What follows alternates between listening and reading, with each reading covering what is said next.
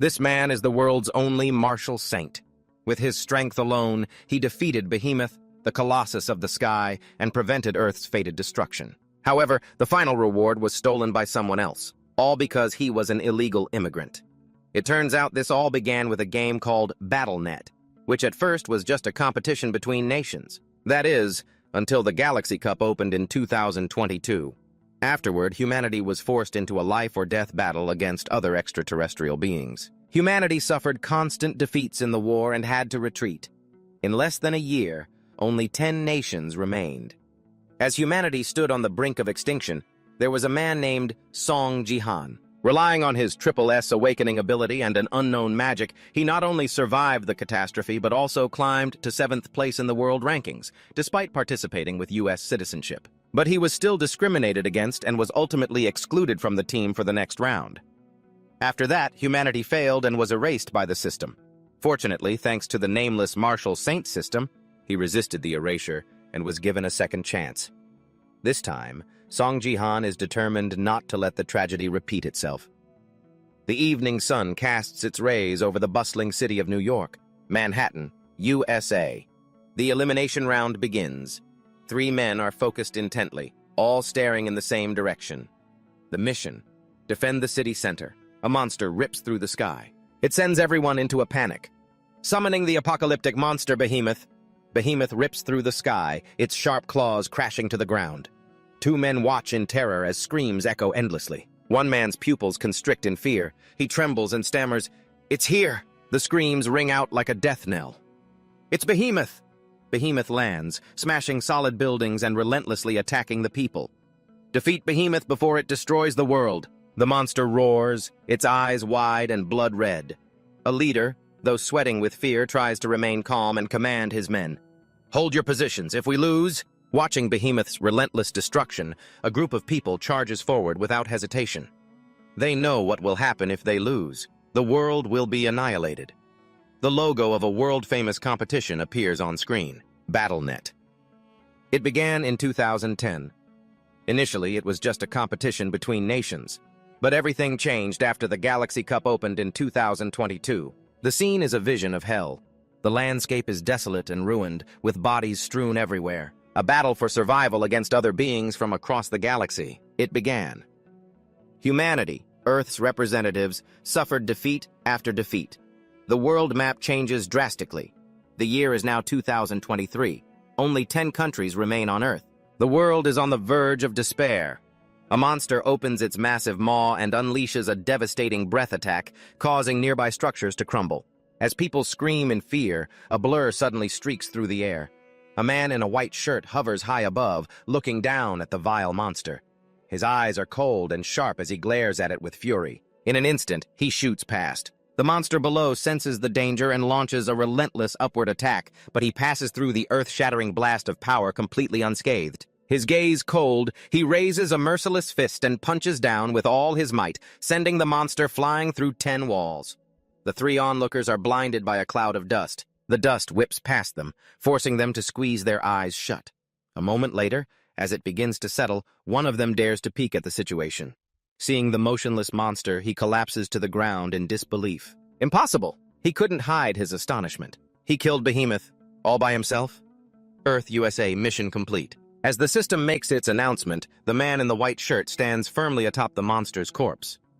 The onlooker stares up at the man standing on the beast's body and asks, "Is that the power of the martial saint?" Suddenly a voice rings out in praise. "Excellent work." It makes our protagonist glance over. He is affiliated with USA's #1 guild, the world's 7th-ranked player, Song Jihan.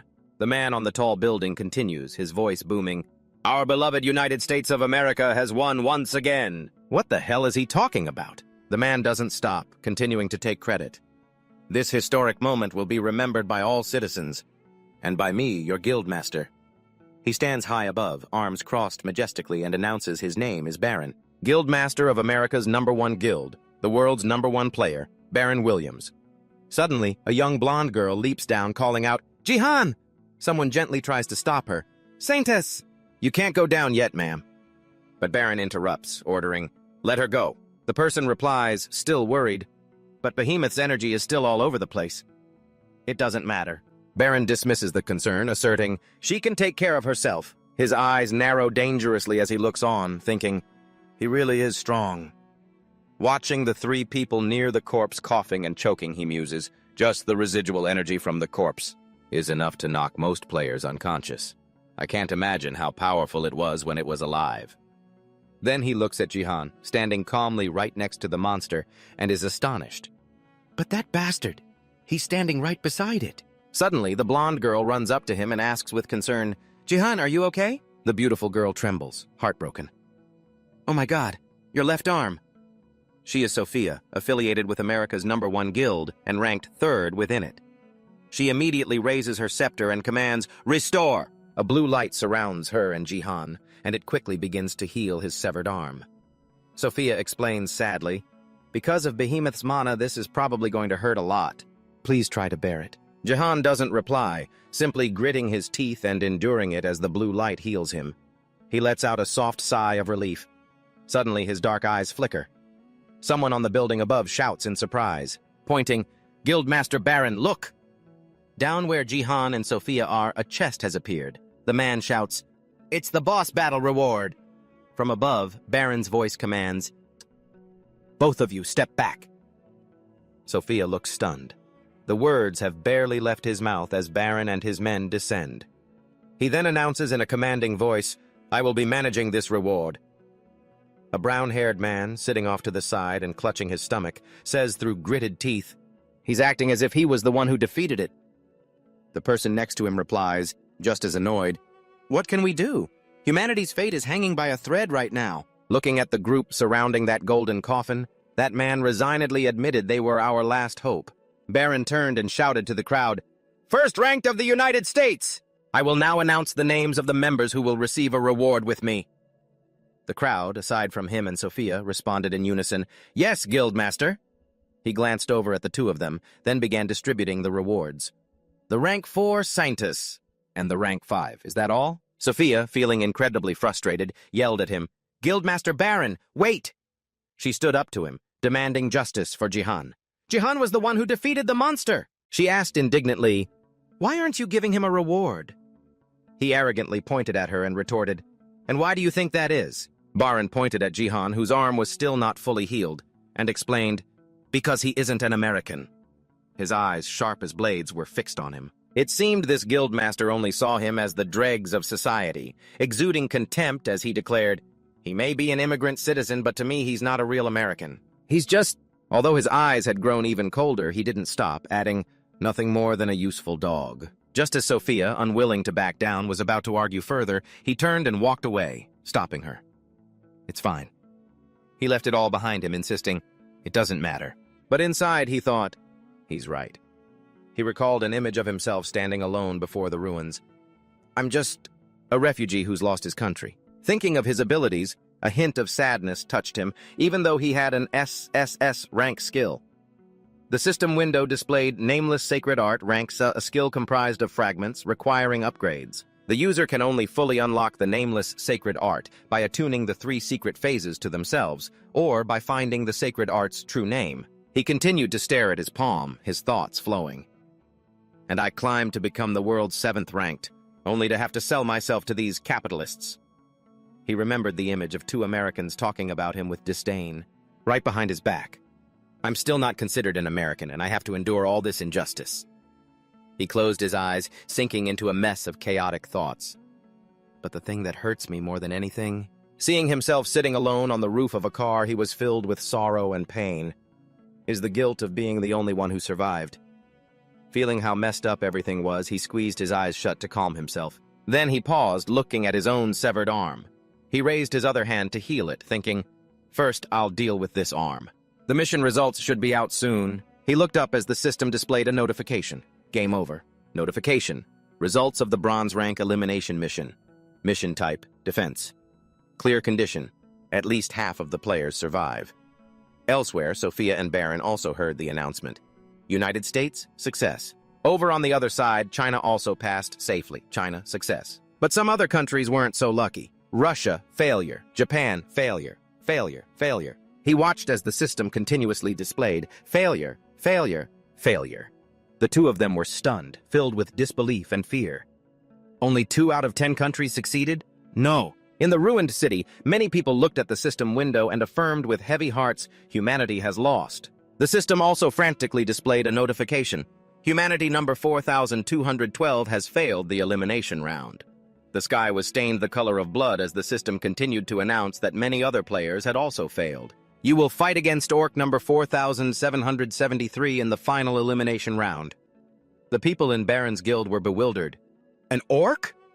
Sophia couldn't take it anymore and screamed in Baron's ear, Guildmaster! We need Jihan to fight the orcs. The only reason we won against them last time was because of Jihan. His face was black as thunder, but he, full of self-confidence, insisted, No, we don't need him. At that moment, the system announced, summoning representatives from each planet. The battle will begin shortly. In the arena, the representatives of China and the USA appeared one after another. The solemn face of Baron and the 2 people behind him appeared. Still refusing to see the writing on the wall, he even narrowed his eyes and greeted them. Long time no see. On the other side, a pig with razor-sharp teeth appeared. The pig had a huge, muscular body and carried an axe. He fearlessly cursed it, You disgusting pig! Orc number 4772. The people with him were incredibly shocked. Then they glanced around, assessing the situation. There are only 4 of us. And 1 player from China? Baron clenched his fists, trying to reassure himself. All right, I don't need Jihan. He bared his teeth, his eyes wide, practically breathing fire as he psyched himself up. I can do this. Absorbing power from all directions, Baron relentlessly provoked them. Come on, you savages!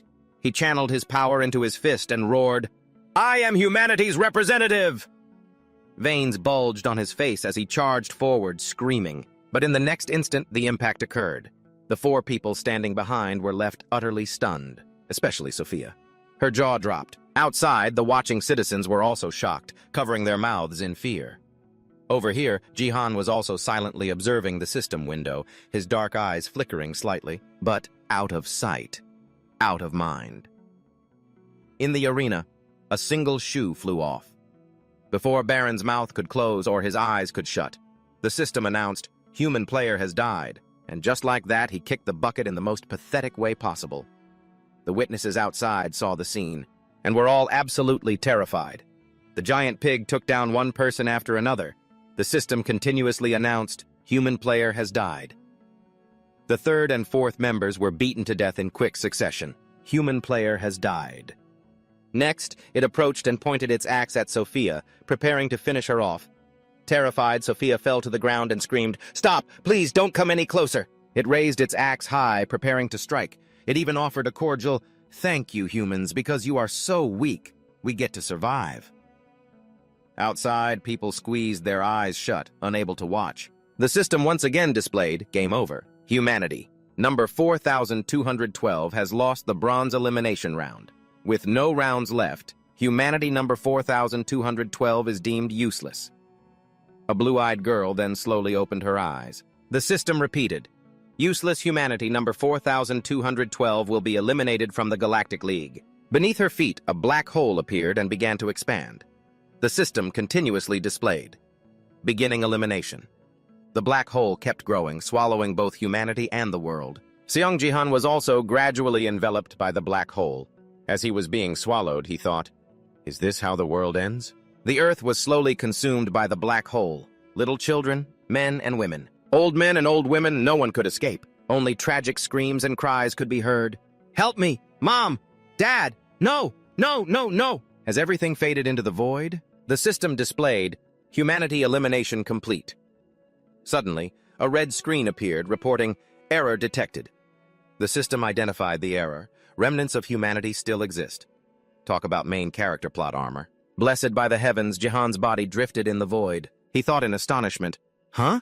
Am I the only one who survived? His face drifted there in the vacuum. The system continuously displayed, Nameless divine art is resisting elimination. The system unexpectedly chimed in, How interesting. Resisting elimination? He was utterly astonished. The nameless divine art is fighting back? He narrowed his eyes, thinking, The nameless divine art. Could things have been different? And if I had been able to upgrade this skill? The system advised, This being is weak, but possesses great potential. We cannot pass up any opportunity. He vaguely lamented, if only I knew its real name. The system wondered to itself, should we give him another chance? Hearing this, he was shocked. Could Korea still exist? Could I protect the ones I love? He drifted into an unknown region of space as the system continuously flashed messages. Agree, disagree, a pointless endeavor. Agree, agree. Voting complete. Player Seong Jihan will return to the initial period of the league. What the hell? Hearing this made his head throb as he wondered. The initial period? What's that? The system played a notification tune. Agreement reached. Time flies like an arrow. An unknown amount of time passed before he shot up from the bed, covered in a cold sweat. A voice echoed, "Next up is our interview segment."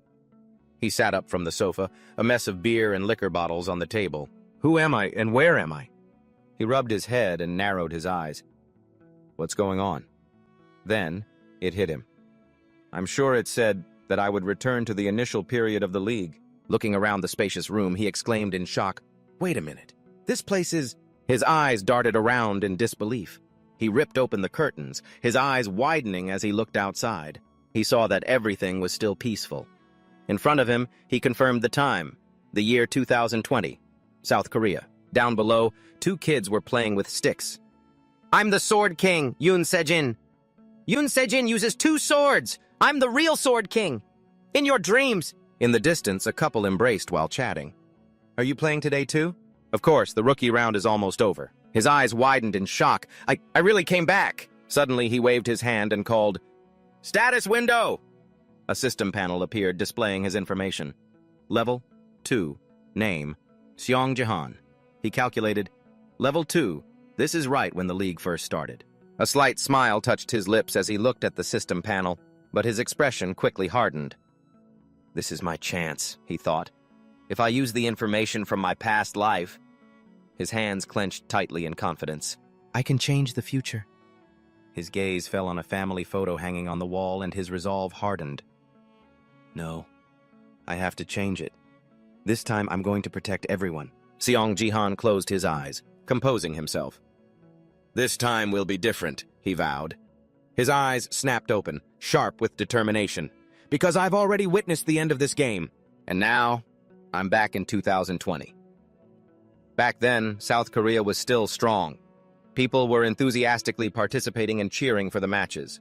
Jihan recalled, we used to have one of the players, and strongest in the world, a man ranked 11th globally, who was even considered the 3rd strongest at one point.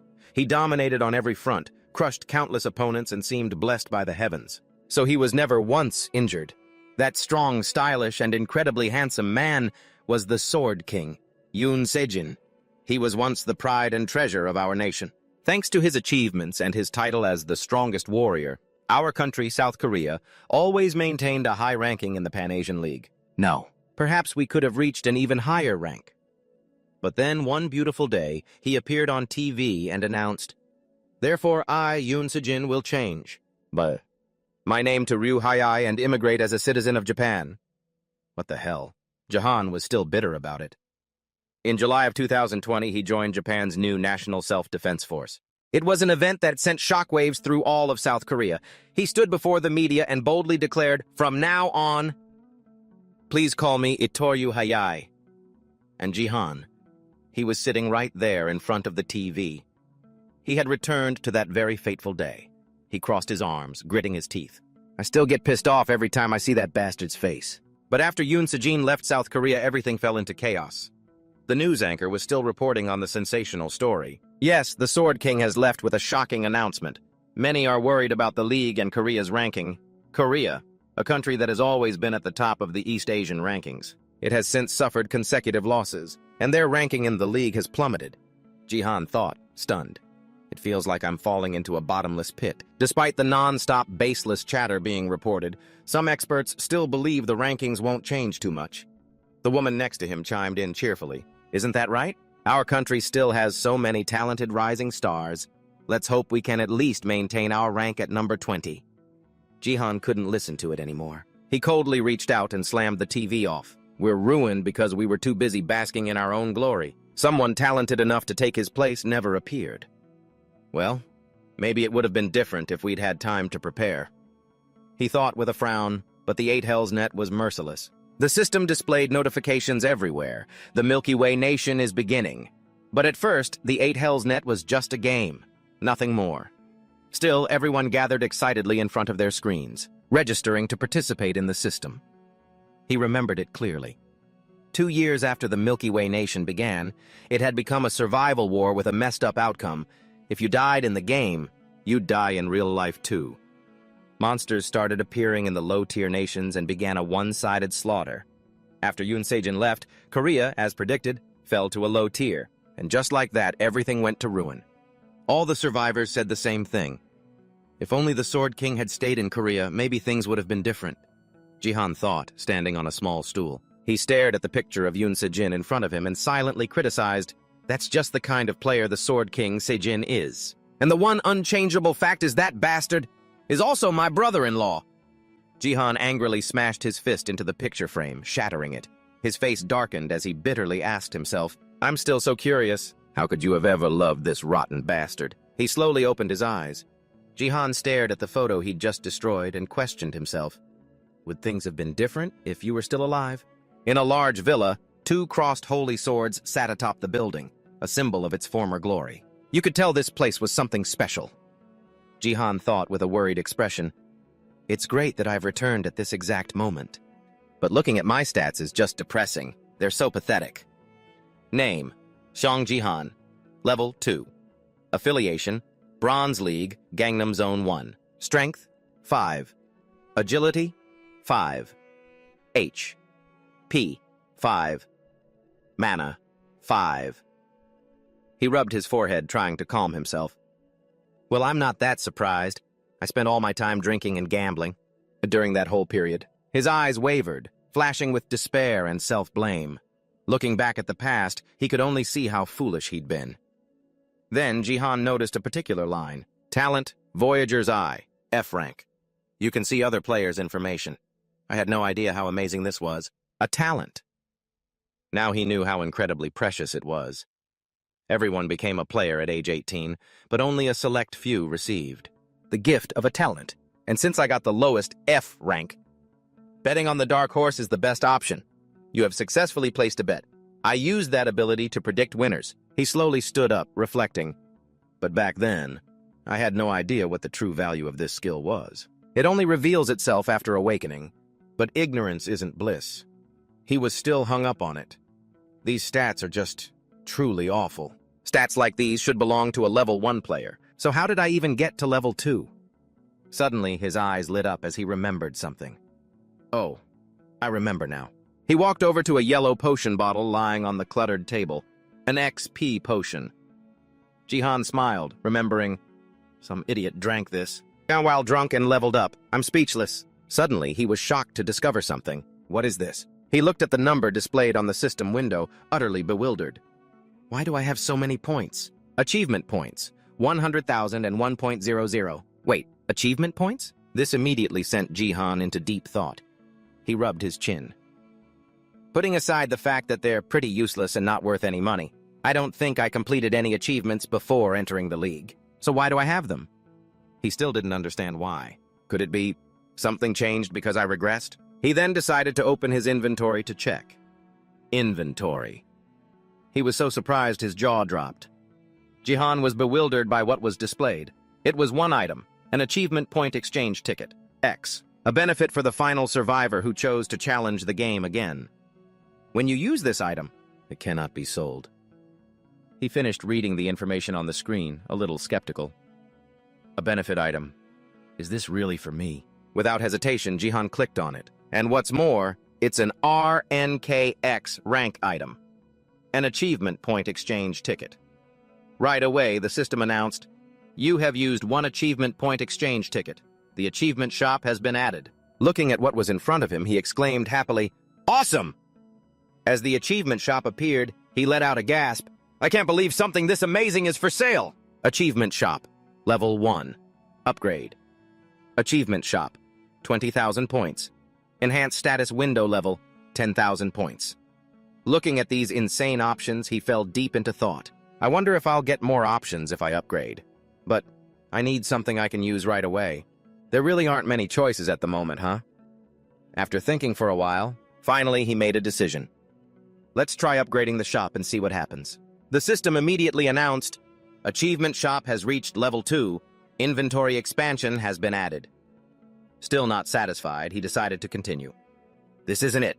One more time. The announcement rang out once more. Achievement Shop has reached level 3, add nickname has been added. After a long moment, he thought to himself, this isn't very useful to me right now. After that series of actions, his achievement points had taken a hit. I only have 50,000 points left. Achievement points. 50,000. Jihan hesitated again. If I upgrade the shop to level 4 now, I'll only have 10,000 points left. Achievement Shop level 3. Upgrade Achievement Shop. 40,000 points. The higher the level, the more expensive the upgrades get, huh? I only have 2 choices now. He was completely torn between the 2 options. I could buy the items that are available now, or I could leave it to fate and upgrade it to level 4. What's there to even think about? Finally, Jihan made his decision. Go big or go home. I'm going to keep rolling the gacha until I have nothing left. Achievement Shop has reached level 4. The system announced immediately after. Emergency recovery has been added. Jihan was completely surprised to get this skill. Emergency recovery? He still didn't understand what this skill did. Quickly, the system's explanation displayed, Emergency recovery. You can restore a defective item to its perfect state. Jihan covered his face and let out a helpless sigh. This is just not good. Then a sly grin spread across his face. This is exactly why I can't quit gambling. Damn it, I hit the jackpot again. He went to a certain location and used his fingerprint to unlock it. The system quickly announced, Identification complete. You are a member of the Seong Jihan family. Upon seeing the scene inside, he was a little surprised. Walking toward a familiar chair, Jihan mused, A family member, huh? This was Yoon Sejin's game room. He sat in the chair, his hands moving skillfully as he thought to himself, I can't believe that the system still recognizes me as a family member, even though the owner isn't here anymore. After a series of actions, the system announced, You have opened the BattleNet connector's inventory. Receiving the notification, Jihan accepted with a smile. Well then, I'll gladly accept this. He quickly took out the first item, his first key to success. It was the broken painting brush of Dongfang Shuo. Item rank, A, a useless broken brush. Jihan immediately commanded, Use emergency recovery. The system instantly displayed the progress. Repairing the broken painting brush of Dongfang Shuo. The brush's form changed dramatically as 2 red and blue lights began to glow. Before long, the system announced, Repair complete.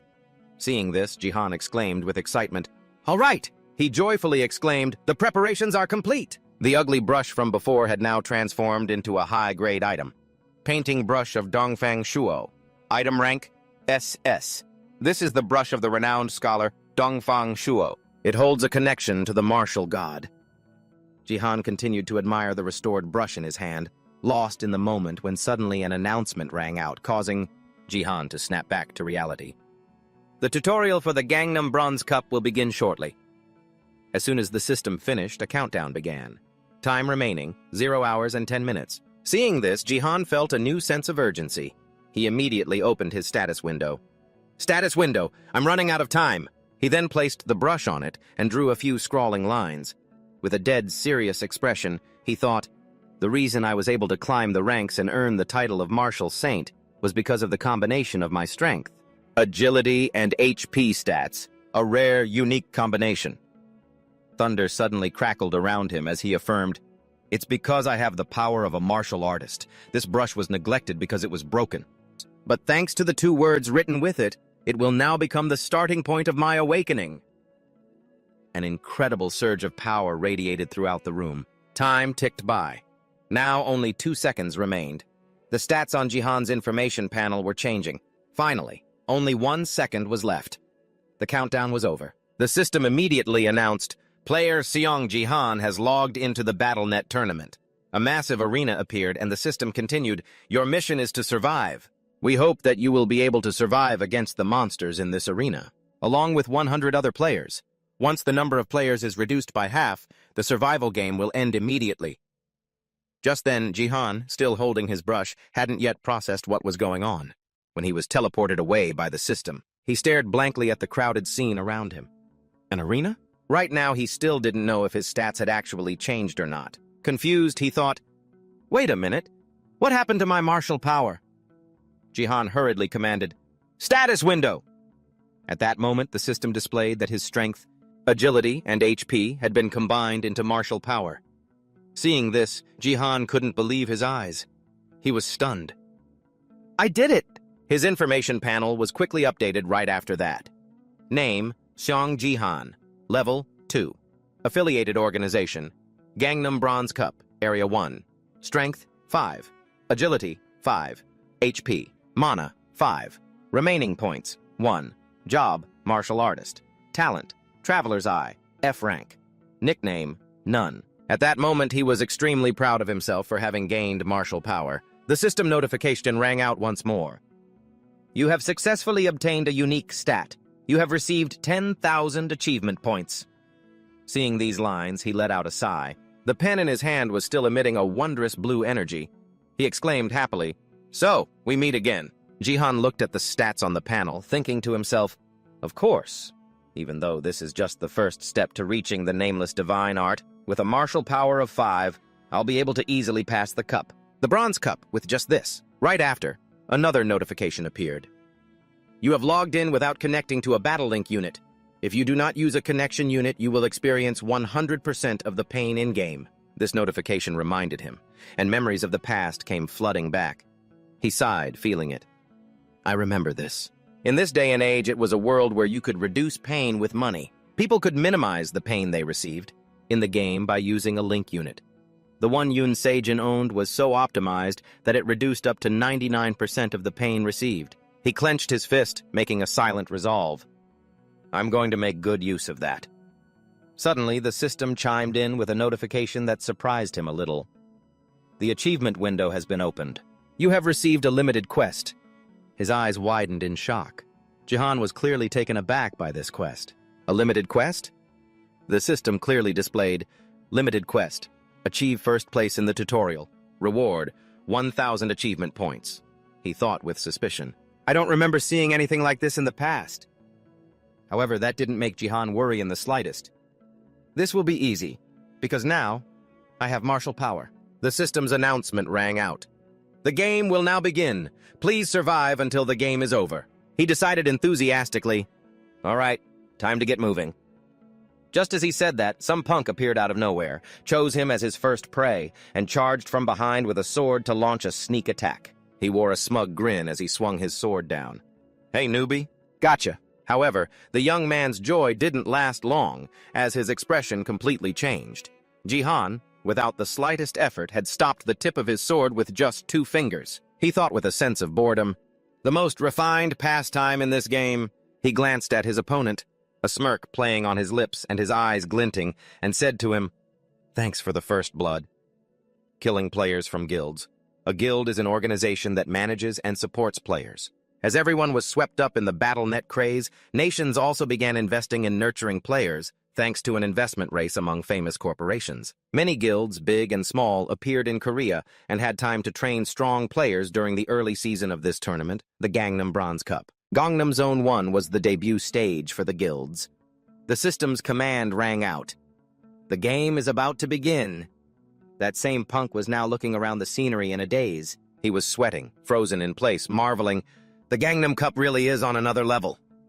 He shook his head, trying to stop his thoughts, constantly reassuring himself. No, I can't be nervous. I'll do just fine.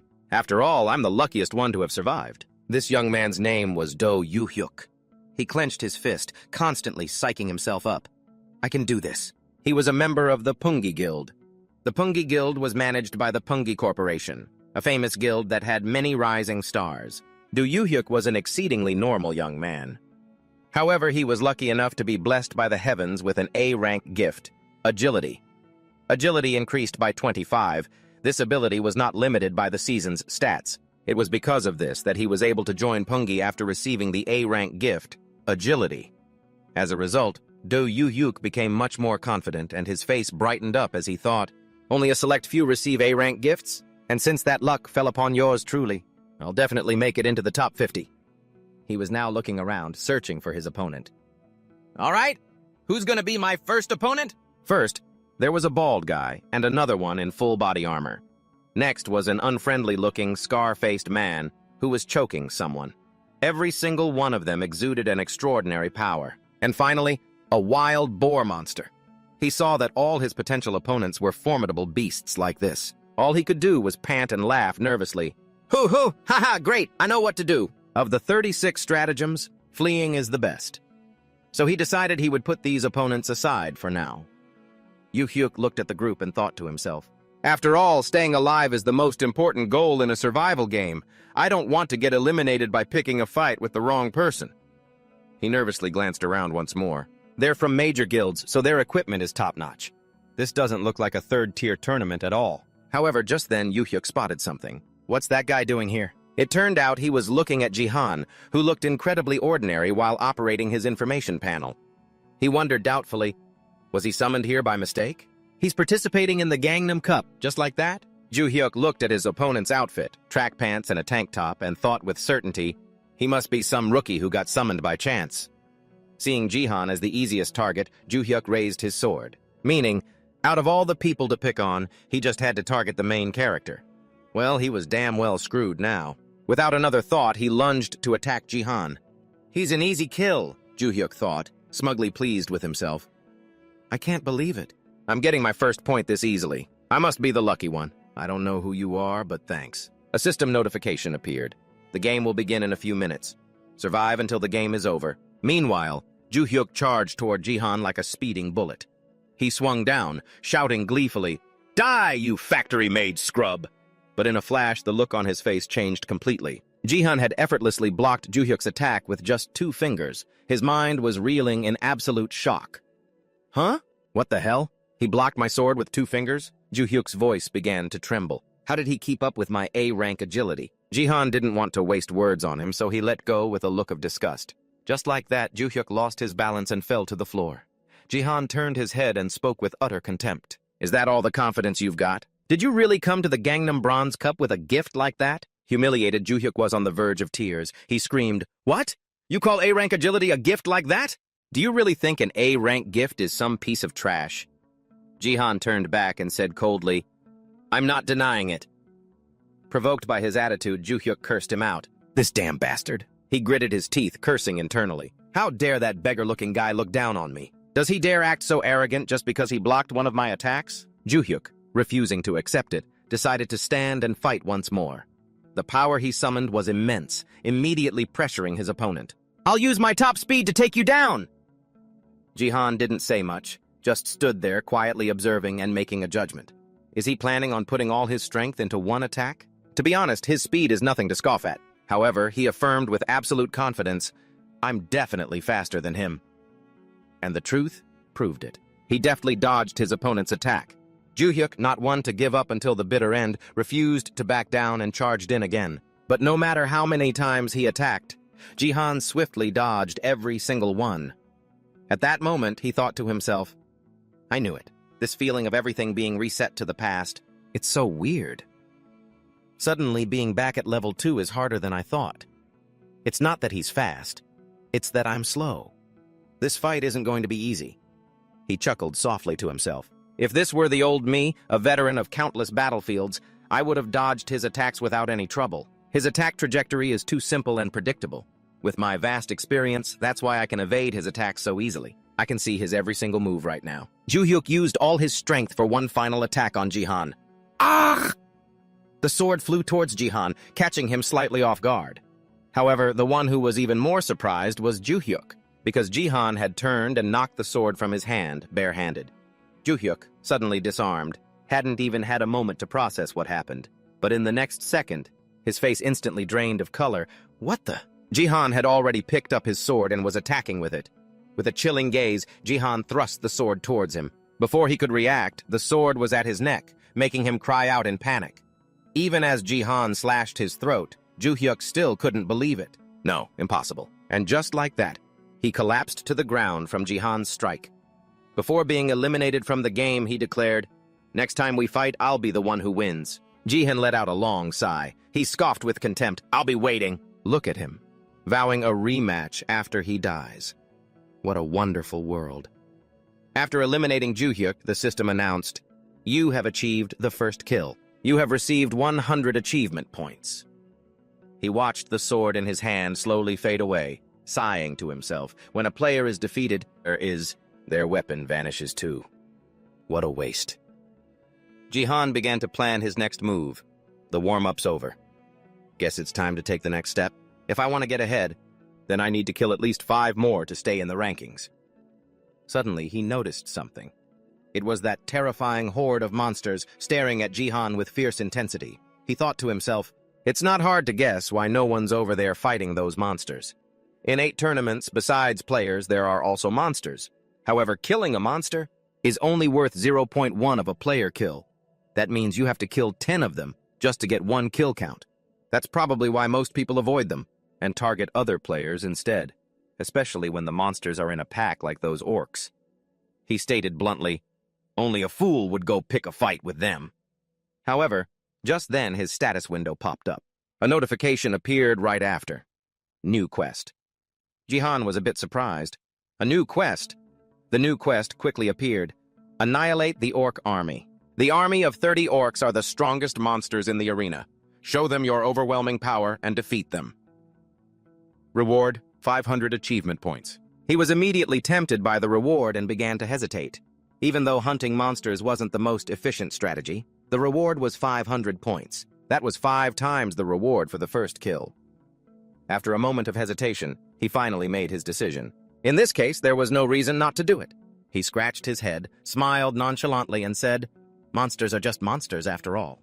They can't compare to the real orc I faced before. After that, Jihan immediately focused, his eyes as cold and sharp as knives. Without a moment's hesitation, he rushed towards the horde of monsters like a gust of wind. Guess I'll just jump in and take them all down. The monster saw something speeding towards them but couldn't make out what it was. What is that? They immediately raised their guard as someone rushed in. Someone's running towards us, naked! A human? Is he crazy? We'll destroy you. They all grabbed their weapons and charged at Jihan to counterattack. However, he didn't even flinch. In fact, he seemed to be enjoying himself as countless axes from the monsters were thrown at him. He skillfully dodged all of the axes. Now this is more like it. Then, Jihan quickly caught 2 of their axes. Now he raised the axes, preparing to counterattack. Axe throw! The 2 axes, thrown with immense power, flew right back at the monster horde. They were all completely stunned by this. In that moment, Jihan had appeared behind them out of nowhere. He then immediately swung his axes to attack. With each powerful chop, countless orc heads flew high into the air, creating a chaotic scene. The remaining monsters looked on in terror and confusion. The monster leader, on the verge of death, still managed to growl angrily. They wanted to avenge their comrades, so they charged forward to attack him again. The system now displayed his progress. Eliminate the orc army. Orcs eliminated, 5 out of 30. The horde of monsters surrounded Jihan, rushing in and shouting relentlessly, "Kill him!" But Jihan was no pushover. He immediately attacked them back. Every punch he threw was powerful and precise, each one a critical hit. He relentlessly attacked one after another. The monsters kept screaming, "Human! Kill him! Kill him!" When an arrow flew at him, he immediately blocked it with his hand. With just one hand, he snapped it in 2. The monsters realized how formidable he was, and so they cautiously took a few steps back. The one holding the bow was a bit bewildered by the sight. Jihan spoke coldly. "How pathetic. Who taught you to shout while you're trying to sneak attack?"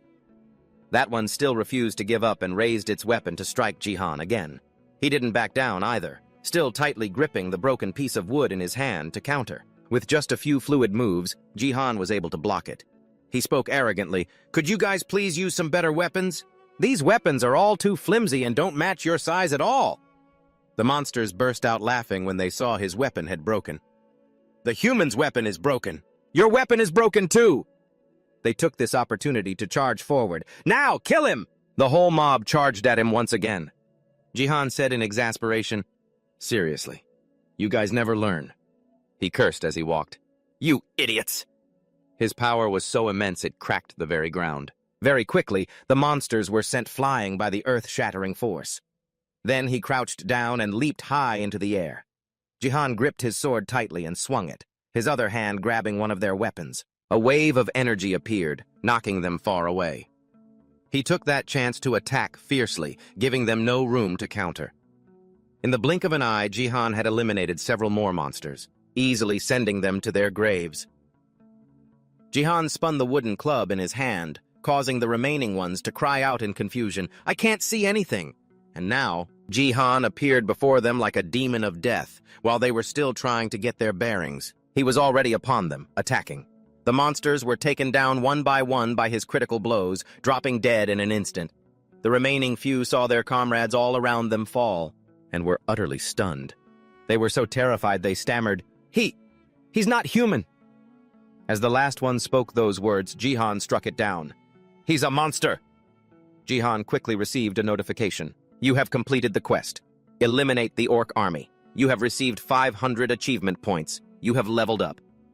Jihan was a bit surprised to hear that. "I leveled up in the middle of the game. Shouldn't experience points be tallied at the end of the game?" Jihan hesitated because of this. "Is it because I'm at a low level? Well, this is pretty efficient.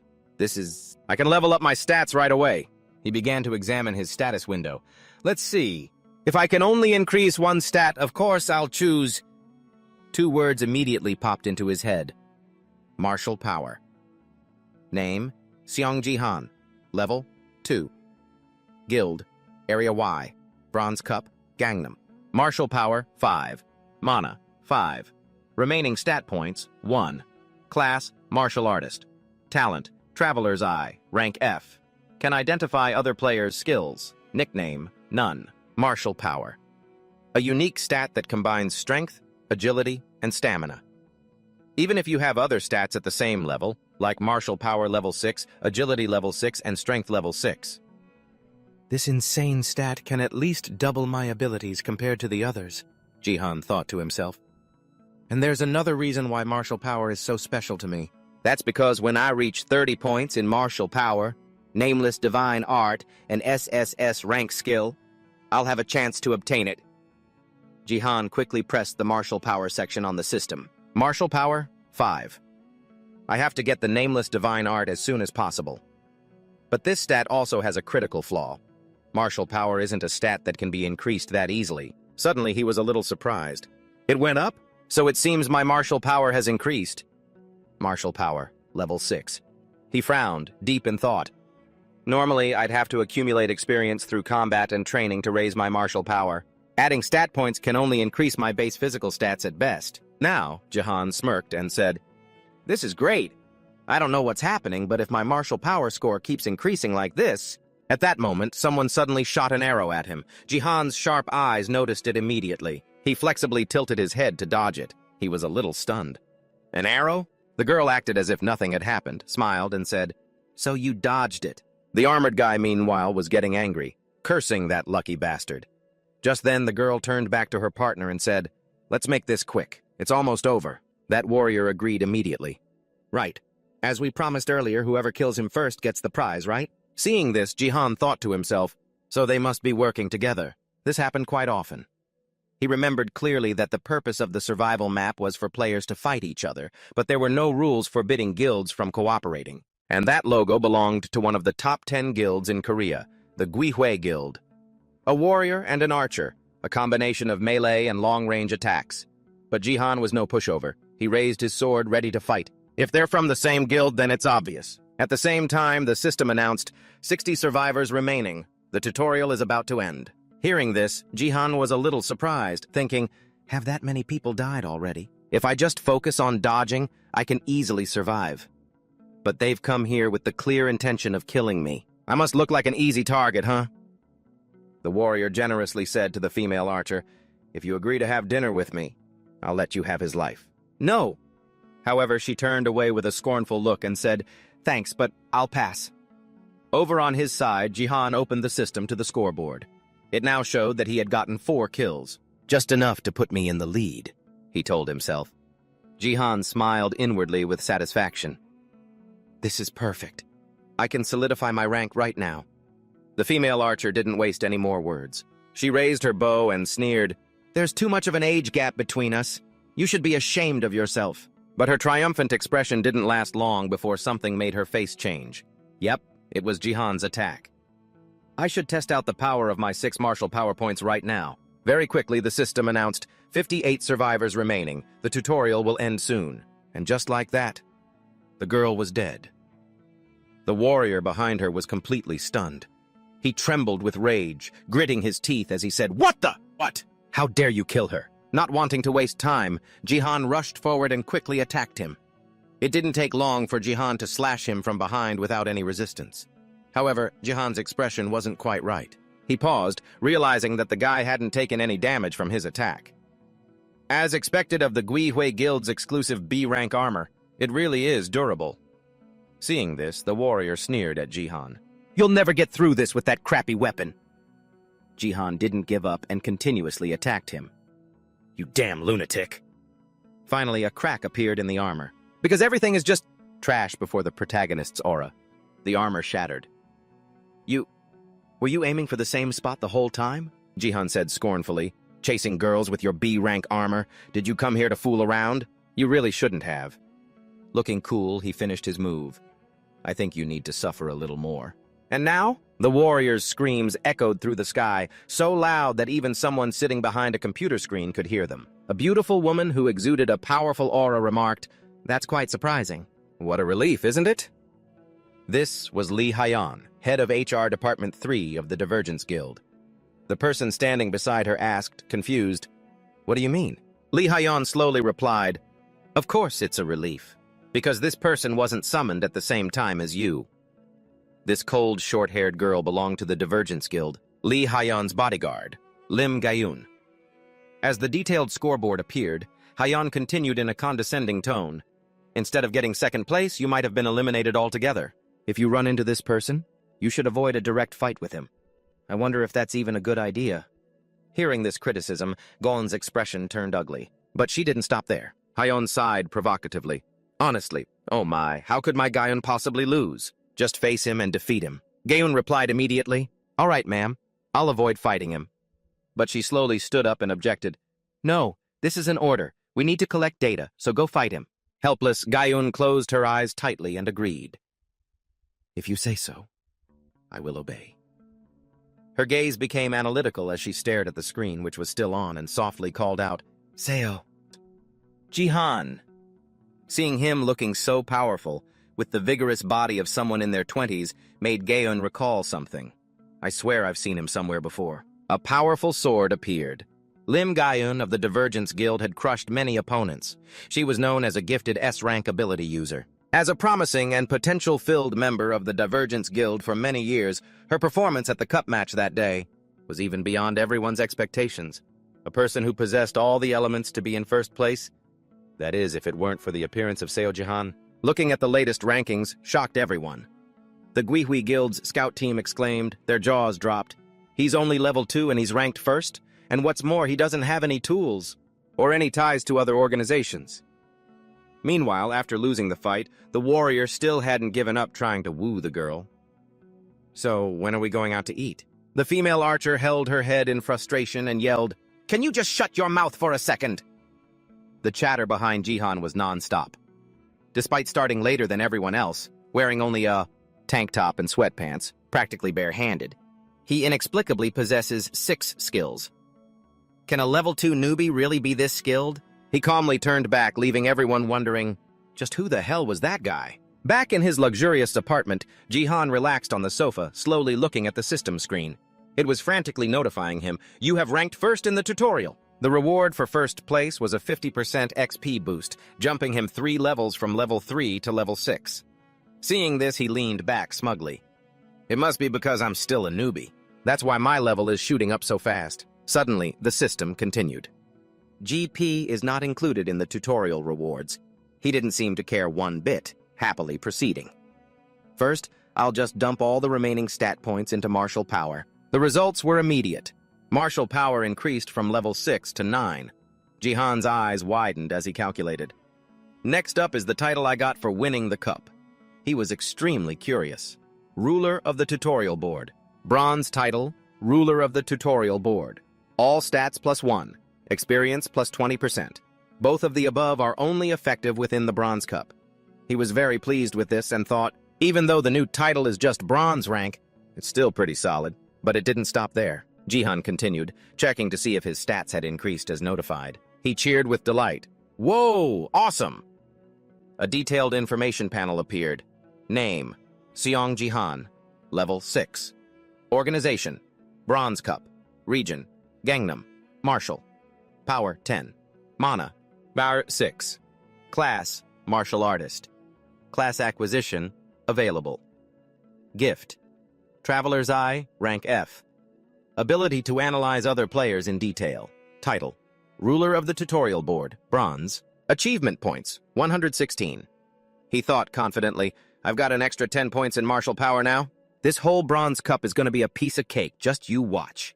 Jihan grinned, thinking, anyway, rank-up battles don't start until level 25 and up, so for now I just need to focus on training and getting stronger. Suddenly, his eyes shot open as if he remembered something. He exclaimed hastily, "Ah, that's right!" He focused on the line, Class Acquisition available.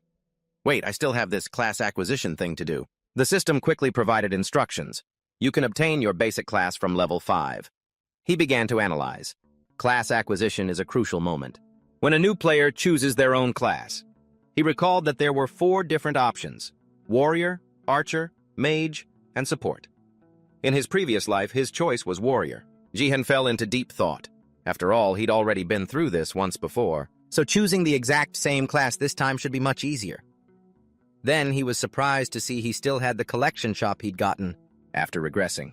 Collection shop, level 4. Upgrade, achievement points, 50,000 P. Expand status window, 10,000 P. Add, class, 10,000 P. Expand, inventory, 10,000 P. Add title, 10,000 pesos. Emergency recovery item, 10,000 pesos. Seeing the string of numbers made his jaw drop. With this to help me, even if I choose a different class this time, as long as I have 10,000 points, I can add the warrior class whenever I want. He smirked in amusement. What an unbelievable perk. In that case, why on earth would I have to pick warrior first? Jihan thought to himself how lucky he was. Just then, the system prompted him. Please select your class. Warrior, sir. Archer. Mage. Support. He chuckled, reaching out to make his selection.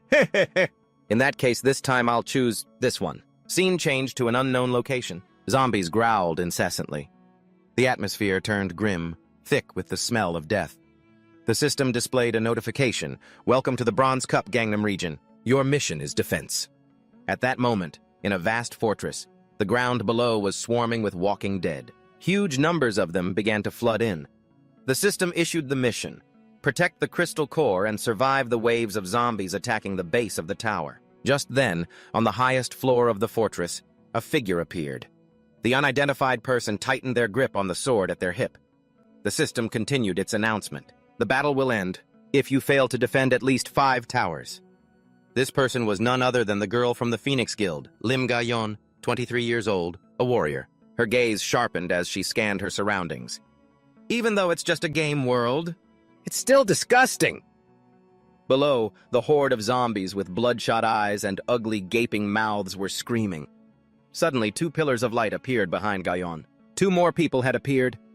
Judging by their equipment, one could guess they were a mage and an archer. As soon as they arrived, they started complaining.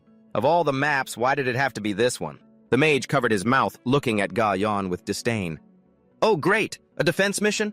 She frowned, observing her new teammates. So these are the 2 I'm doing this mission with. The blonde guy is an archer with rank B gear, allied with LK.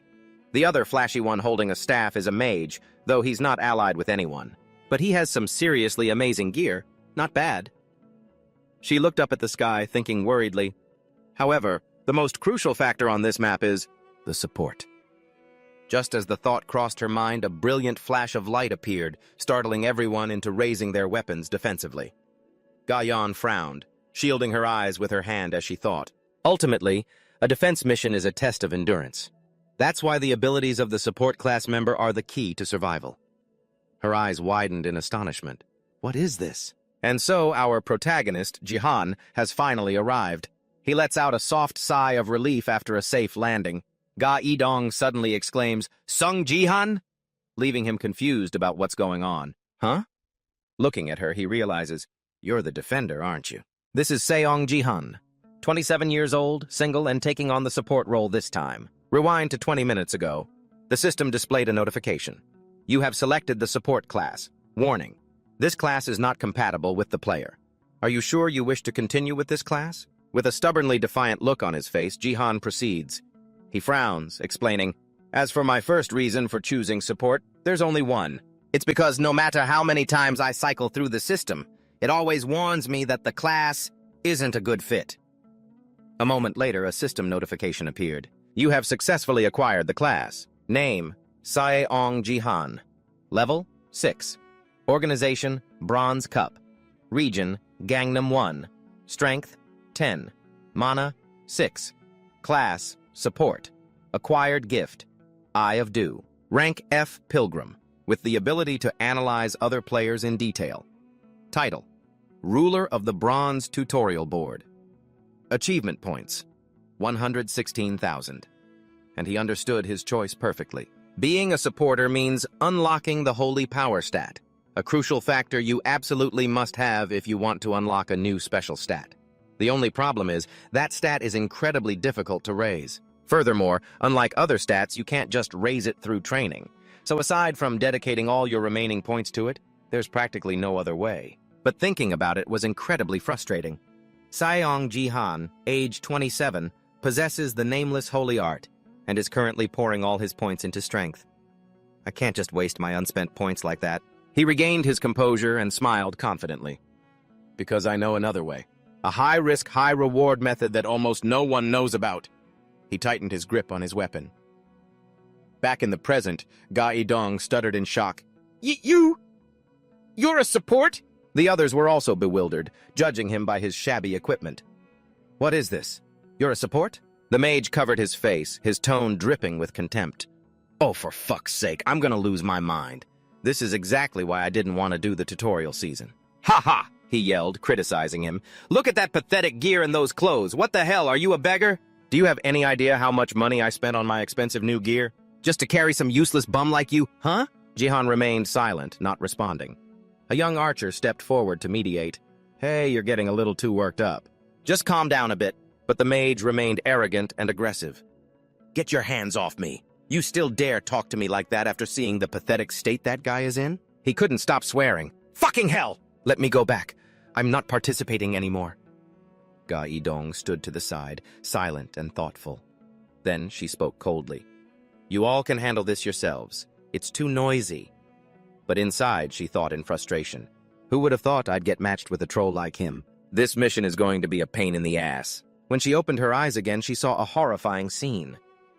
What the? The mage was now caught in his grasp. He blustered, demanding, Let me go! I said let me go, you bastard! Jihan replied coldly. As you wish. Hearing that, all the blood drained from the mage's face. He gasped, What? And suddenly realized something. He glanced down below. Holy shit! He was actually in free fall from the fortress, plummeting towards a horde of zombies. He screamed in terror, Huh? But it was too late. The mage screamed in despair as the zombies below waited with open jaws. Jihan coolly straightened his collar and said, Huh? What do you mean, huh? If you don't like it, then don't play. Ga Idong and the archer watched the scene unfold. They could only stand there with grim expressions as Jihan confidently declared, I can carry this team just fine without him. No! The mage's frantic scream echoed from below. He was now kneeling before Jihan, begging him not to do it again. Please, spare me! I'll do my absolute best! All this killing is more than enough! The person groveling and begging for Jihan's forgiveness was none other than Kim Ju-hyuk. There had to be a reason. For this mage to have such a sudden change of heart, right? In the Bronze Cup defense game, each player gets a total of 3 lives. Kim Ju-hyuk had respawned right after Jihan threw him down the first time. And of course, after that, Jihan threw Kim Ju-hyuk down a second time. That meant he was now on his very last life. If he happened to die one more time, he would be ranked dead last. That was the reason the mage was on his knees, begging Jihan to spare him. With his hands in his pockets, Jihan looked down at him coldly and said, Well, Kim Ju-hyuk, pale with fear, quickly answered, From now on, I will work diligently. He gritted his teeth, head bowed to the ground, thinking to himself, I cannot end up in last place no matter what. If I place last, I'll get hit with a level penalty, and the skills I paid for with my own money will vanish. That was why Kim Ju-hyuk was willing to endure the humiliation and kneel for mercy. This time, if a player's level becomes incompatible with a skill's level requirement, that skill is automatically erased.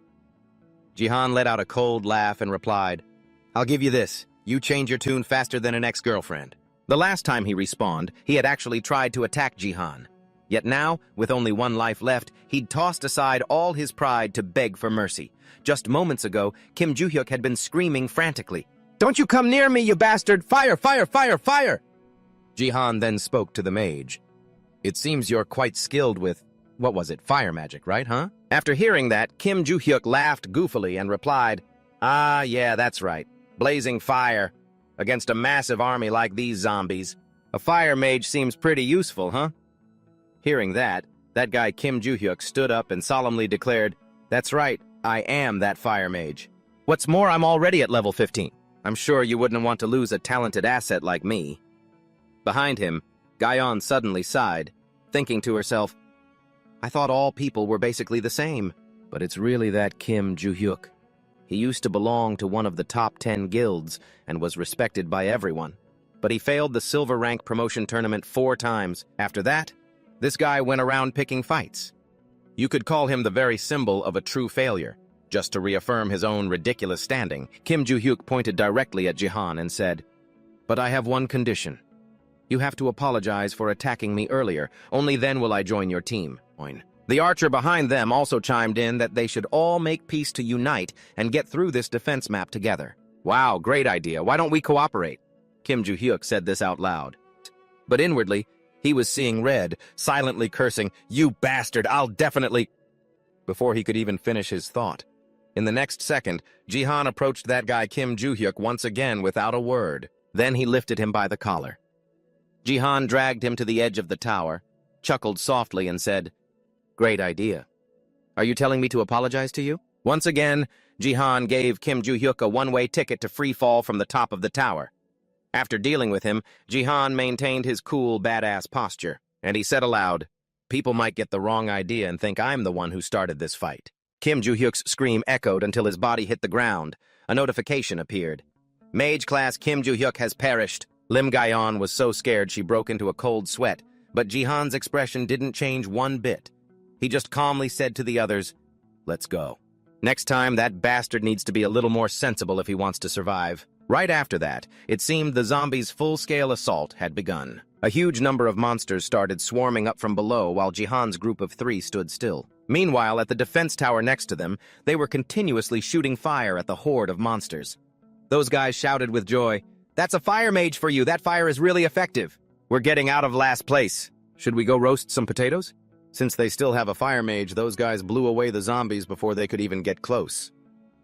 The archer started to blame Jihan. "Maybe that's why we needed a mage here. Now what are we supposed to do?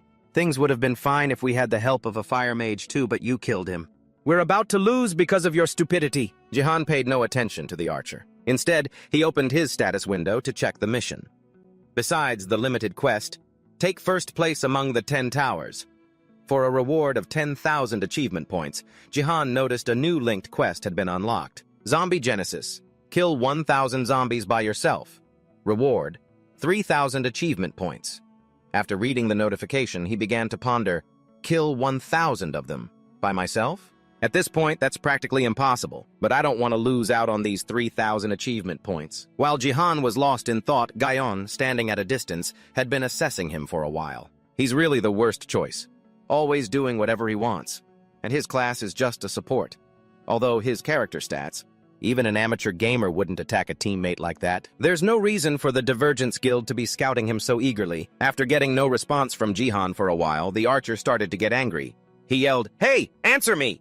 Are you ignoring me on purpose? If you're going to keep acting like this, then fight by yourself." Faced with this, Jihan looked genuinely astonished. Not because his teammate was abandoning him, but because he really gets to handle these zombies all by himself? The archer froze, blurting out, "What?" Jihan continued to ignore him, lost in his own thoughts. "If that happens, I can complete the mission to kill 1,000 zombies." "I can do it," Gayan sighed and said, "I'll go up front. You support me from the back." Inwardly, she thought with despair, even though it's crystal clear that we're going to fail, I still have to fulfill my duty as a player. I can't just give up before even trying. Jihan immediately replied, "All right, As he spoke, he rolled up his sleeves and announced, "When I say I'll do something, I do it. I'll clear the way, so you stay here and protect this archer kid, okay?" Just then, a zombie managed to climb up to the top of the castle wall where the group was standing. The terrified archer stammered that it was a blood zombie, not like the normal ones. Its head was liquid, so physical attacks were useless against it. While Ga-eon and the archer were still stunned by the blood zombie, Jihan had already used the weapon in his hand to blow its body to smithereens. With just a single strike from him, the blood zombie exploded into 100 pieces. Ga-eon stared in astonishment as chunks of the blood zombie's flesh flew everywhere. Her eyes couldn't hide her terror as she recognized the skill. Divine White Flame, a skill combined with holy power. Could it be that this Jihan in front of her already possessed holy power? Right after that, Jihan stood alone at the forefront, holding a staff, blocking the entire horde of zombies. Any zombie that approached received a whack from Jihan's staff and dropped dead. Blood and gore splattered everywhere. The pikeman said, "I don't know if I can do this, but let's check the quest progress." The number of zombies Jihan had currently killed was 6 out of 1,000. And so, Jihan, one man with one staff, dominated the virtual world. He tore up the map all by himself with just a single staff. With every swing, a large number of zombies fell. The kill count continuously rose. After finishing off the regular zombies, a swarm of red blood zombies started to climb up. He observed the situation and thought to himself, "These blood zombies have immunity to physical damage. Physical attacks are useless against them. So to deal with these guys, I'll release a small amount of holy power. Just a tiny bit is more than enough for me to crush all these blood zombies with one swing." Behind him, Ga-eon and the archer stood. Witnessing this display from Jihan, they were rendered completely speechless. After a moment, the archer regained his composure, his jaw dropping. "Whoa, amazing. This level of support is no joke. Even though he's a jerk, I have to admit he's incredibly skilled. Well done." Incredible. To think he could take care of most of the zombies like that all by himself. Ga-eon, standing nearby, couldn't help but praise Jihan as well. She thought to herself, "He's effortlessly controlling his holy power in battle without wasting any of it. This level of control is just insane. But more importantly, this guy has been aiming for the zombies' heads from the very beginning with absolute precision."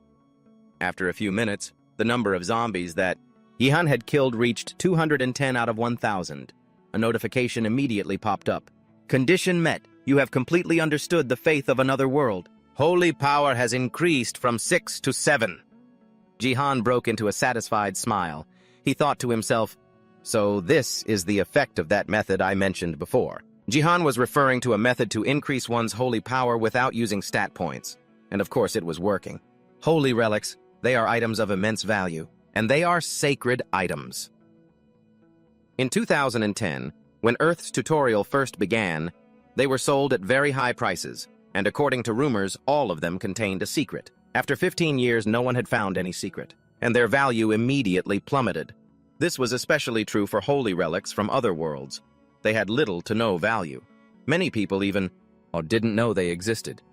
However, in his past life, Saintess Sophia had revealed something to Jihan. She had increased her own holy power by using holy relics from other worlds. Jihan at the time had been extremely surprised and asked, "What?" Back then, at the American branch of the No. 1 Guild, Saintess Sophia had said, "You can increase your holy power with holy relics from other worlds, but it won't be effective anymore after you complete the tutorial." Jihan, still doubtful, asked again, "Can you really do that?" Sophia smiled and immediately confirmed, "Of course, that's how I became a saintess." This initially stunned Jihan, but according to Sophia, if you hold a holy relic from another world for a long time and pray, you can receive holy power. The required conditions for each item are slightly different. Jihan clutched his head in astonishment and replied, "I can't believe it. To think that no one knew about such an easy way to increase holy power. It can't be helped. Even if they heard rumors about it, these holy relics are supplied in very small quantities.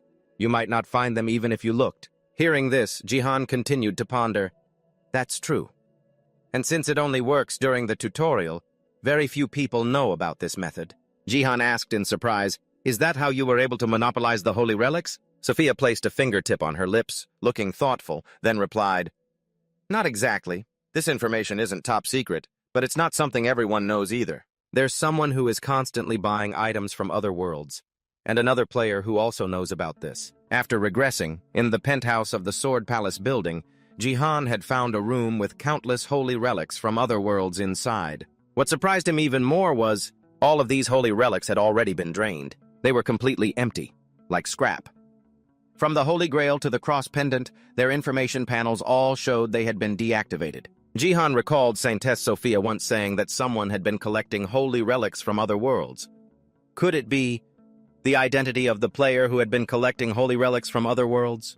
Another saintess I know is my sister. Are you Seong Jihan? My sister, the companion of the Sword King Yoon Sejin, was the strongest support in Korea, known to the world as a hero, despite the story of her death. Her death happened in the past, and from the holy relic she left behind, I found the steel mace, an E-rank steel mace. Based on the item's description, I smashed the skulls of the zombies. At this moment, the holy power of the steel mace in Jihan's hand had diminished. There probably wasn't much holy power left to absorb, but it was still the perfect item born to smash these undead. Lim Gaon, observing from behind, had to admit one thing.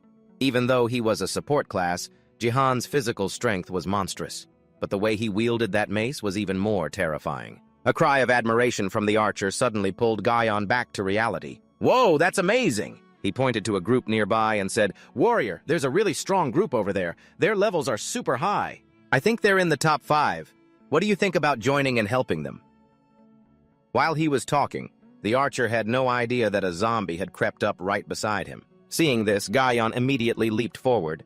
She drew her sword and sliced the zombie away, saving the clueless archer's life. Jihan suddenly realized something. He looked at her suspiciously, thinking to himself, what is wrong with that guy? She looks really familiar. The swordsmanship this girl just used is called the Peach Blossom Sword style. In that case, that girl must be Lim Gaon, right? Jihan stood frozen, thinking to himself, she was once famous as the temporary Sword King, but it didn't end well for her. She died at the hands of the current Sword King, also known as Jihan's brother-in-law Yoon Sejin. It wasn't Rio. Did I somehow save the Peach Blossom Sword again? Just then, Gaon spoke up and asked Jihan, "Hey, support, can we join you? If we fight together, I think we can all achieve a higher rank." Jihan immediately opened the scoreboard to check. He was currently in 5th place with a score of 398. Zombies killed, 397 out of 1,000. He was still quite a ways from completing the mission, and at this point, there was only a little over an hour left. They didn't have much time left. If it's the Peach Blossom Sword, she can still handle things even without me. Jihan realized what he had to do. All right, just let things play out. You handle the ground. With that, he leaped down, to the utter shock and amazement of the other two. On his way down, Jihan activated all the holy power in his body and channeled it into the mace. A massive beam of white light enveloped the mace.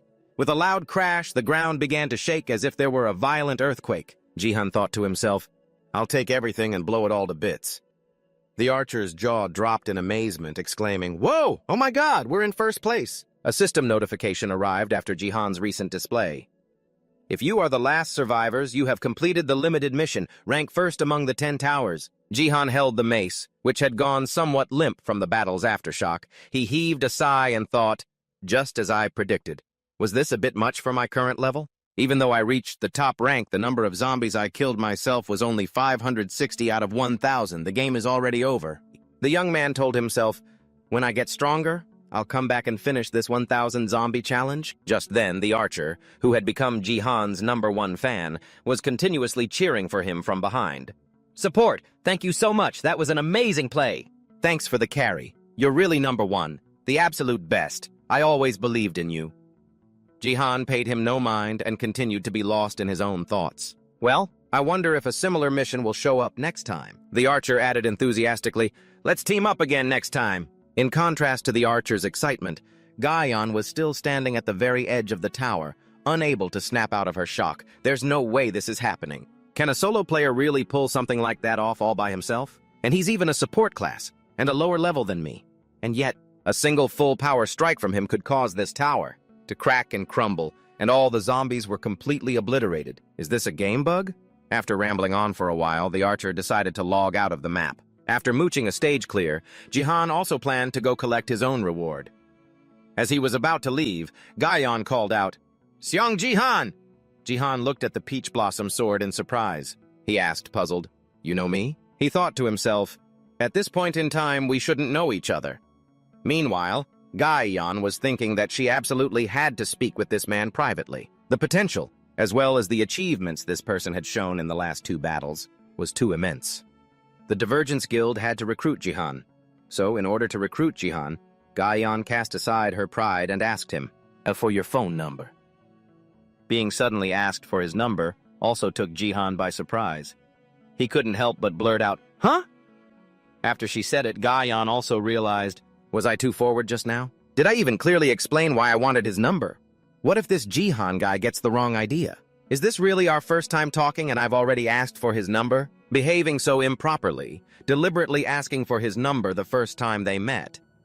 Gaion then stammered out an explanation that she was a member of the Divergence Guild to make things easier for work. However, when Jihan immediately cut her off, saying, "I'm sorry to interrupt you, but I honestly can't remember my own phone number right now," Gaion froze once again for a good 5 seconds. Does a weirdo like this Jihan guy actually exist in this world? Jihan continued, "If we have a chance to meet again in the future, I'll give you my number then, okay? Goodbye." The moment he finished speaking, Jihan immediately logged out, leaving Gaion behind with her questions. She pouted, thinking to herself, how can he not remember his own number? Did I just get rejected? Jihan was now walking down the street, rubbing his head in thought. It's true, I've been using my US phone number for so long. What was my Korean number again? But it's not like I can just ask someone else what my number is. Anyway, I was just scouted. It seems I'm standing out too much. Actually, I could have just asked for her number, but right now, he had no intention of joining any guild. The most important thing at this moment was the reward from the map he just cleared. With that thought, he opened his status window to check. That reward had brought Jihan up to level 8. Strength 10, Mana 6, Holy Power 7, and he had received a reward of 1,500 GP points. The young man began to calculate to see that he had gained 2 levels and received 1,500 GP points. Considering that his Holy Power also increased, it wasn't too bad. But 1,500 points couldn't buy a single holy artifact. The cheapest item in the GP shop was already up to 3,000 GP. Even though it was currently 2010 and prices hadn't skyrocketed yet, Jihan still couldn't afford a single item. He thought to himself that perhaps he should return home, and rummaging through his sister's storage would be more promising. A short while later, he arrived at an extremely modern building. The elevator was stopped on the 67th floor. The front door slowly opened after verifying his information. But just as he returned home, utter shock appeared on Jihan's face. The source of that shock was the unexpected appearance of a pair of shoes inside the house. Everyone has moments that they regret for a lifetime. In his past life, Jihan also had many things he was remorseful about. His trembling hand braced against the nearby wall. His mind raced with the question, could it be? But the thing Jihan regretted most was the fact that he hadn't been able to protect that girl. So he gathered all his courage and stepped inside. A girl in a school uniform tilted her head slightly, looked back, and said, "Whoa, what a surprise. You're already up and out at this hour, uncle? Are you still feeling hungover?" Jihan stood there, frozen in astonishment. He couldn't believe what was happening before his very eyes. There were so many times Jihan had told himself that if he could just meet her again, he would say all the things he never got the chance to say to that person. He recalled that sorrowful time. The girl had kindly said, "It's going to be okay." Jihan, clutching a liquor bottle in his hand, answered dejectedly, "Seiya, you really are strong." "That's right, I'm very strong. So from now on, I'll protect you, uncle." Back in the present, the first thing Jihan wanted to say was, "Thank you. Thank you for protecting me." And the next thing was an apology. "I'm sorry I couldn't protect you. I know it sounds shameless to say, but I really missed you so much, my precious little niece." The girl saw her uncle standing there, frozen. She smiled happily and said, "Hurry up and go wash your hands." The young girl in front of Jihan was Yoon Seiya. She was 18 years old this year, the daughter of Jihan's older sister and Yoon Sejin, and of course, Jihan's niece. Jihan, after a moment of recalling those dark memories, finally spoke up and asked, "Seiya, is your extracurricular activity on Jeju Island over already?" Seiya scratched her head and pouted, replying, "Haha, in the end, I was the only one who finished it early." This was because she was born while Jihan's sister was working herself to the bone to raise the two of them. So Jihan was the one who had been by her side, taking care of Seiya since she was very little. The kid smiled cheerfully and continued, "Everyone is going crazy because of Dad, so now it's just you and me at home." "Haha." To Jihan, who had lost both his parents at a very young age, Seiya was more important than anything. She was his family and his only living relative at the moment. But the thought of that bastard, the Sword King, made Jihan's blood boil. He cursed inwardly. That bastard Yoon. But he held it in and asked Seiya, "It's nothing. Has your father contacted you at all?" Seiya then looked down and answered Jihan, "Oh, about that. I tried to contact him earlier, but what? Well, it seems like he's fallen in love." Back to the earlier phone conversation between Seiya and the Sword King. Yoon Se-jin spoke coldly through the phone. "Anyone will do, that's all you need to know." The young girl at that time, utterly shocked, yelled, "What are you talking about, Dad? How can you suddenly say you've fallen in love, Dad? Have you lost your mind?" The Sword King replied, "I don't expect you to understand. You just need to know that much." Seiya asked again, "So what am I supposed to do now? Are you just going to abandon me and leave like that?" "That's right. This was the condition that woman gave for accepting my feelings." "So, you're telling me I have to accept that ridiculous condition?" Without a moment's hesitation, the Sword King didn't let Seiya say another word and hung up abruptly. After hearing the story, Jihan was boiling with rage once again. That damn bastard. That goddamn Sword King. But then, Jihan had to let out a deep sigh and swallow his anger. He couldn't let his niece see him like that. He told himself, you can't always just put on a kind face. Looking at Yoon Se-jin's picture on the wall, he cursed under his breath at that ungrateful, irresponsible bastard. You'd abandon your own daughter and your country? All for the affection of another woman? Because of you, innocent Seiya has to suffer like this, even though he tried his best to hold it in. Just thinking about the Sword King made Jihan lose control. His entire body radiated an aura of absolute fury. Seiya suddenly pointed at the photo behind him and asked Jihan, "Uncle, was it you who broke the family picture?" Her question made Jihan's heart skip a beat. He quickly replied, I'm sorry, Seiya. I was so angry, I kind of lost control." He thought to himself, did I go too far? No matter what, that man is still Seiya's father. I wonder if doing this will make her upset. But Seiya didn't blame Jihan for it at all. The little girl smiled and said, "Why'd you beat me to it?" "I wanted to do that too. Don't worry, I won't get the wrong idea. I'm really okay, I promise." Jihan stood there, stunned for a few seconds, then thought to himself, "Oh, right. That's Seiya for you. Even if her mother, my sister, were to die, and even if her father, Yoon Se-jin, betrayed them and left, she would still smile and act cheerful. She worries more about me than she does about herself." But Jihan knew better than anyone that deep down, she wasn't as happy as she seemed. He gently placed his hand on Seiya's head and praised her. "You've really grown up. Now you even know how to comfort and take care of your uncle." "It's okay," Jihan told himself. "Don't worry, Seiya. From now on, I will protect you. I will never let anyone hurt you ever again." The strong girl from before. She shouldn't carry so much on her shoulders. The strong girl from a moment ago now closed her eyes tightly, burying her head into her uncle's chest, and meekly replied, "Okay. Thank you, Uncle, but...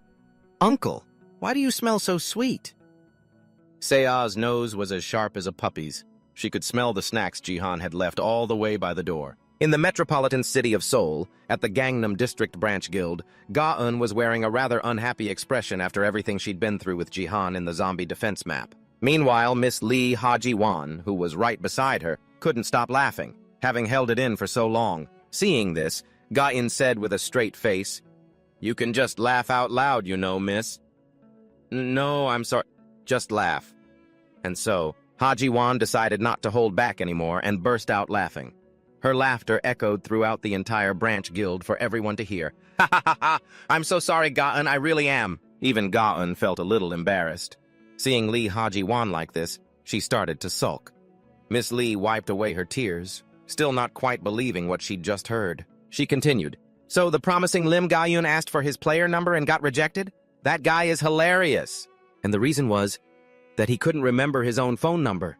"That's a new one, haha." Ga-eun looked down, sighed, and continued, "There was nothing I could do. He already said that. How could I force him? Besides, they say that when someone of the opposite sex sees you for the first time, they judge you on your appearance. And I'm not as beautiful as you, miss. I look more like a boy than a girl." Hearing Ga-eun's confession surprised Lee Ha-ji-won. She thought to herself, the only problem is, does she have any idea how popular she is? Just then, a few handsome men behind Ga-eun were whispering amongst themselves. "Hey, that's the flowering sword, Ga-eun. Should I ask her out on a date?"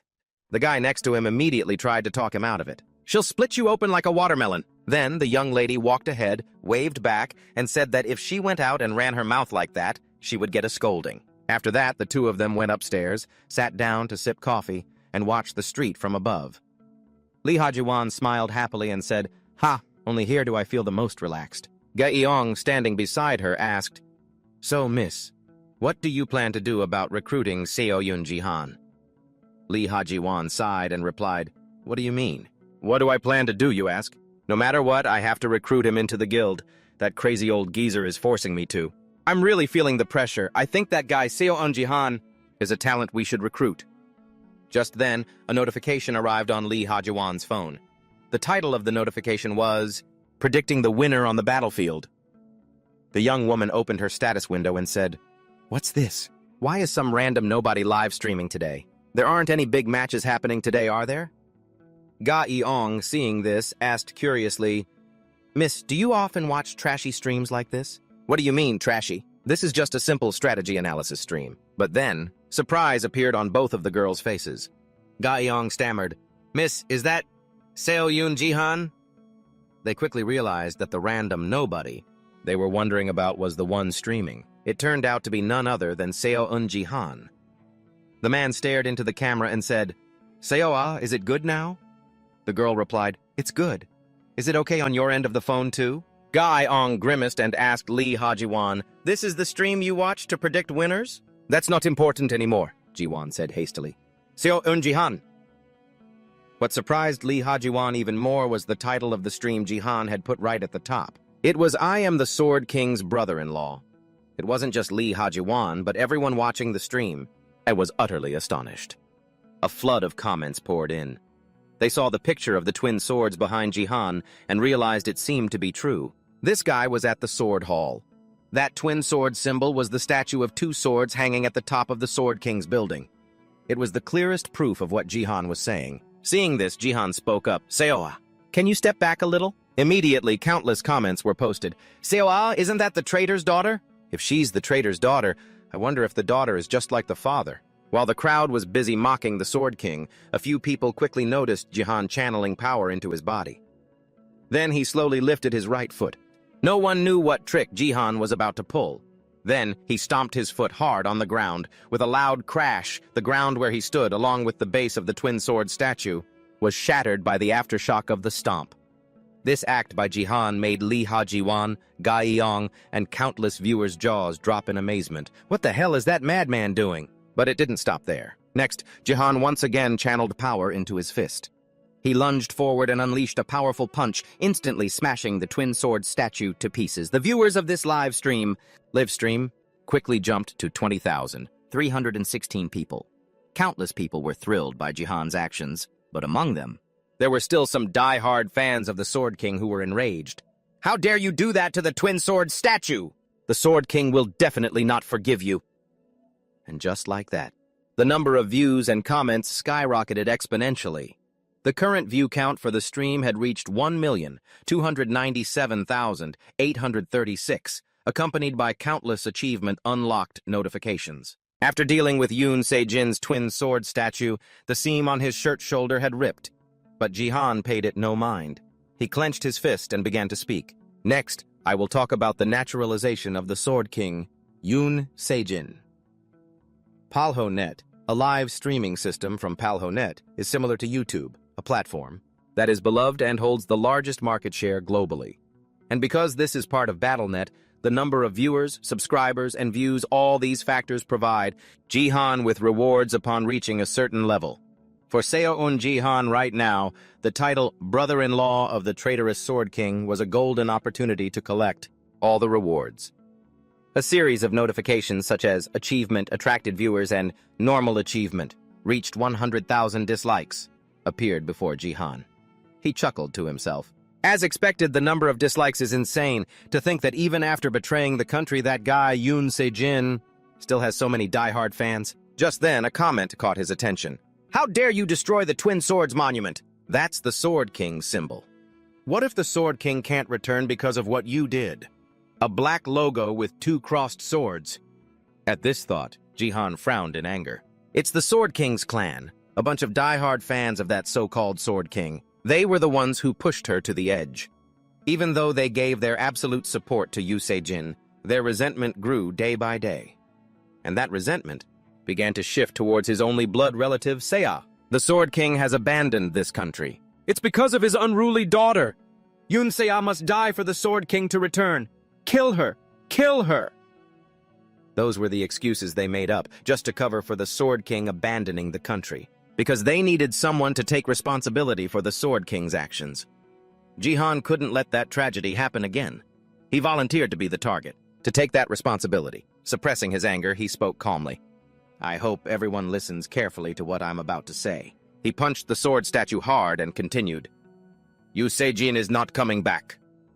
As Jihan's words rang out, a few people in the crowd of onlookers recognized him. Isn't that person Jung Jihan from the Bronze League? Look at the way he's making a mountain out of a molehill. How can you say that after watching him shatter the twin sword statue immediately after? Jihan stood before all the viewers in Korea and opened his phone. I will let you all hear the original recording, a conversation between your Sword King and his daughter, Seiya, after he left Korea to become a Japanese citizen. Father? What is all this? Why did you leave so suddenly? I found someone I love. What do you mean? I just want what's best for her. The whole truth about the so-called Sword King's true colors was witnessed by the entire nation. Most of the viewers were stunned, still unable to believe this reality. Some were already showing their fury that such a scumbag, Baitu, was once the idol of so many Korean people. When it got to the part, that was the condition for that woman to accept my feelings, Jihan turned it off. Some commentators sneered, an international marriage, huh? No wonder that guy was willing to abandon his country and his daughter. His die-hard fans, however, were still in denial, claiming it was a fabrication. That can't possibly be true. Next, it was Seiya's turn to stand before the camera. The young girl looked at her uncle and smiled. Then she spoke sincerely. Hello, everyone. I am Yun Seiya, the Sword King's daughter. What just happened was a huge shock to me. I'm standing here because I have an announcement to make. My father said he would leave the Sword Palace to me. Hearing this, a few people showed their envy. I can't believe she gets to inherit the Sword Palace. Others were curious. Why isn't my dad the Sword King? I want to inherit the Sword Palace too, Seiya continued. However, I cannot accept the inheritance of someone who has abandoned his country and his family. Therefore, the building he left me, I would like to donate it to the country. Public opinion erupted as the $1,000 building was given away by Seiya. Is she crazy? Did we hear that right? Seiya smiled with relief and added, I hope my contribution can support and help the country in training players in Korea. I will share the detailed information at a later date. Backtracking 30 minutes earlier, a completely shocked Seiya asked Jihan, Uncle, do you really want me to donate my house to the country? You don't seem drunk right now. Why do you suddenly want me to do that? Jihan winced as his niece pinched his cheek, and he confirmed it again. Seiya. Ow, that hurts! Seiya's eyes were already welling up with tears. She clenched her fists and asked once more, Why do you want me to donate everything we have? Are you out of your mind? Jihan replied seriously that he was completely sober, not drunk at all. Inwardly, he was thinking, to be honest, I wasn't confident from the start that I could convince her to do this. But look who ended up getting convinced. Because we're not just selling some ordinary building. This is something a normal person couldn't build in a lifetime. What we're doing is donating it, but I have to do whatever it takes to convince her. I just want what's best for her. The reason Jihan wanted to do this was to protect Seiya, to save her from trouble. Because in a while, when the Sword King, as Japan's representative in a match between Korea and Japan, was the one who defeated Korea, this created an outrage among the Korean people. The people's fury grew so large it became uncontrollable. The government couldn't appease their anger. So they confiscated all of Yoon Se-jin's assets. After that, Seiya had to bear all the criticism from the people. The poor girl had nowhere to go, and she was constantly stalked and threatened by the Sword King's clan. And finally came the moment that girl was pushed to the edge by them and lost her life. Besides, it was going to be seized by the state sooner or later anyway. In that case, it's better for them to step up and donate to the government now. It'll appease the public and the government, and that way Seiya won't have to face that unnecessary criticism. Jihan crossed his arms, deep in thought. Seiya probably just sees me as some lazy uncle who stays home getting drunk all day. It's not like I can tell the kid I'm from the future. But Seiya didn't show a hint of doubt in Jihan's words. The girl looked at her uncle, thought for a moment, and then nodded, agreeing to donate the building to the government. All right then. This completely surprised Jihan. He couldn't believe his ears and blurted out, "Huh? Seiya, are you really okay with this? What's with your reaction? You're the one who suddenly changed your tune the moment I agreed. I mean, it's a little strange, isn't it? You're not the type to say things so impulsively. Besides, it's been a long time since I've seen that look on your face. That look of absolute confidence and clarity. That's why I trust you unconditionally." Hearing these words, Jihan smiled happily, thinking to himself, "I wonder who this kid takes after." Back in the present, Jihan stood to the side, arms crossed, observing his niece. He was incredibly proud of his niece, Seiya. She really was just like her mother, beautiful and talented. Just then, a few comments from the Sword King's clan popped up, catching the main character's attention. "In the name of the Sword King's representative, I'm telling you, Seiya, you've been tricked. That guy is a con artist. That Seo Jihan isn't the Sword King's brother-in-law or whatever. He's a spy planted by the Japanese." But Jihan wasn't the least bit scared by their accusations, because that was his plan from the start. "Good. Keep insulting me just like that. This way, the people from the Sword King's clan won't cause trouble for Seiya, but I have to make sure I achieve my final goal." After Seiya finished her speech, it was Jihan's turn. He stood before the camera and continued, "Yun Sejin, actually, I think I did a pretty good job. He says he did it all for a woman, but the truth is, anyone who knows the Sword King knows." Behind him, Seiya's jaw dropped in surprise. "Uncle, I don't think this was in the script we talked about." Right after, Jihan added, "It's because he's washed up. You think we don't know you ran off to Japan because you knew you couldn't make it in Korea anymore?" His words once again created a wave of controversy. The people from the Sword King's clan started spamming threatening messages. "Jihan, watch your mouth!" A few others scoffed. "Seo Jihan, some bronze ranker from the Gangnam server, is trash-talking the washed-up Sword King? What a joke." Jihan ignored the angry crowd. He declared loudly, "Take care of yourself in Japan. Yun Sejin. Or should I call you Ryuhei? Because the next time we meet, I swear I'll beat you so bad your own mother won't recognize you." After the live broadcast ended, the sun was already setting. Seiya asked worriedly, "Uncle, did you really have to do that? Now both Korea and Japan are in an uproar." Jihan chuckled softly and told Seiya not to be so tense. "Just ignore them. Don't look at the news or you'll get stressed." Seiya was still puzzled. "But I feel like something's not right with you. It feels like, since last night, you've become a completely different person." Hearing this, Jihan scratched his face and grimaced, thinking to himself, "It's understandable she'd think that. Yesterday, this uncle of hers was dead drunk, and today he's acting all mature. How could she not find it strange? But how am I supposed to act normal after dying and then regressing?" Thinking this, he replied, "I guess you see me as some kind of drunkard, don't you?" "That's not it. What are you talking about?" Even though it's true. While the two were busy bickering, the doorbell rang.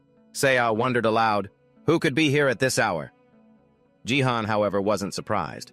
He replied, "I just didn't think they'd get here this fast." Seiya's jaw dropped. She stammered, "Don't tell me. They're here for you?" "Don't worry, it's not like that." With that, Jihan gave a smug smirk, thinking, "All right, let's see now. Shall we make a little more money?" And at the same time, in Tokyo, Japan, the night sky was illuminated by city lights. The relationship between Japan and Korea is expected to remain tense now that the Sword King has become a Japanese citizen. I guess Korea will be outraged. Having lost their best player, they're trashing him online and saying it's all because of some woman. I wonder how beautiful she must be. Right. The problem is, the Sword King's brother-in-law has also issued a challenge. I'm curious to see how the Sword King will react to this. I think it's pretty understandable. They're saying the Sword King's brother-in-law is representing the wrath of the Korean people. This was the news that the Sword King, Yun Sejin, was listening to. Just then, a woman behind Sejin sat up, her nightgown in disarray, and asked, "Is the news bothering you?" Sejin replied nonchalantly, "Not at all. You're awake?" "This news doesn't affect me at all." The woman replied, "It's fine. I can't sleep after getting high anyway." "Sejin, I'm just worried you're under a lot of pressure." Hearing this, the Sword King frowned and said, "Shizuru, don't call me Sejin anymore. I've taken your family name, so now I'm Itori Yuhei." But the girl immediately threw her arms around the Sword King and said, "No, you're wrong. You are Yun Sejin, Korea's #1 player. The Sword Saint, Yun Sejin." The Sword King turned to look at the girl, calling out to her lovingly, "Shizuru." She gently placed a hand on his face and continued speaking. "That's a truth that can never change." Immediately after, the two of them exchanged sweet words of love and shared a passionate kiss. "I love you. You are my Sejin." Back with Jihan. After hearing the doorbell, he stood up and went to open it. "Hello?" The other man replied as he took off his shoes. "Thank you, Mr. Seong Jihan. Excuse me for intruding. It seems you were waiting for me," Jihan replied with a small laugh. "Not at all. I was just expecting the government to get involved now that a small problem has become a major issue." Minister Park Yoon-sik. The visitor was, just as Jihan had predicted, the head of the South Korean government's combat division, Park Yoon-sik, also known as Minister Park. After Yoon Se-jin left, the government had stopped visiting this place. This man was really only looking after Jihan and Seo as a convenient way to keep them under surveillance. Seo obediently greeted the minister, while Jihan, beside her, couldn't hide the smug look on his face. Now, it's time for the show to begin. Jihan was going to take everything he needed. Just then, Minister Park spoke up. "It was a bit violent, but I've already seen the footage. The government admits that we are unable to bring the Sword King back. However, we cannot let the public find this out right away. Korea's tournament is also approaching, so..." Jihan cut Minister Park off. "Why don't we stop beating around the bush and get straight to the point? You want me to retract the donation of the Sword Palace, don't you? Because as soon as it's accepted, it becomes an official admission that the Sword King isn't coming back." Minister Park was taken aback. This Jihan is so direct. Is this really the same pathetic guy from before? From what I remember, he was just an unemployed bum addicted to drinking and gambling. It's like this Jihan in front of me is a completely different person. Pulled from his thoughts, Minister Park sighed and replied, "You're right. We haven't completely given up hope of bringing the Sword King back. We'd like to propose a consignment management contract." Instead of a donation, Jihan quickly realized their goal. Consignment management. Transferring ownership rights to an organization for management purposes. How clever. They take responsibility for managing it until the real owner returns. Jihan crossed his arms, his expression serious. "So, the condition is that ownership of this place will be returned to the Sword King when he comes back?" "Yes, that's correct," Minister Park replied immediately. "In that case, it would be best if you and Seo both continued to live here." Then, he took a contract folder from his bag. The terms inside were beneficial to both parties. "Please read it over and consider our offer," Jihan thought to himself. "It seems the government has put a lot of thought into this. I was planning on handing it all over anyway. Since they've come this far, going along with their plan is better for both me and Seo." Then Jihan said to Minister Park, "I understand. We agree to the government's consignment management contract. However, we have one condition."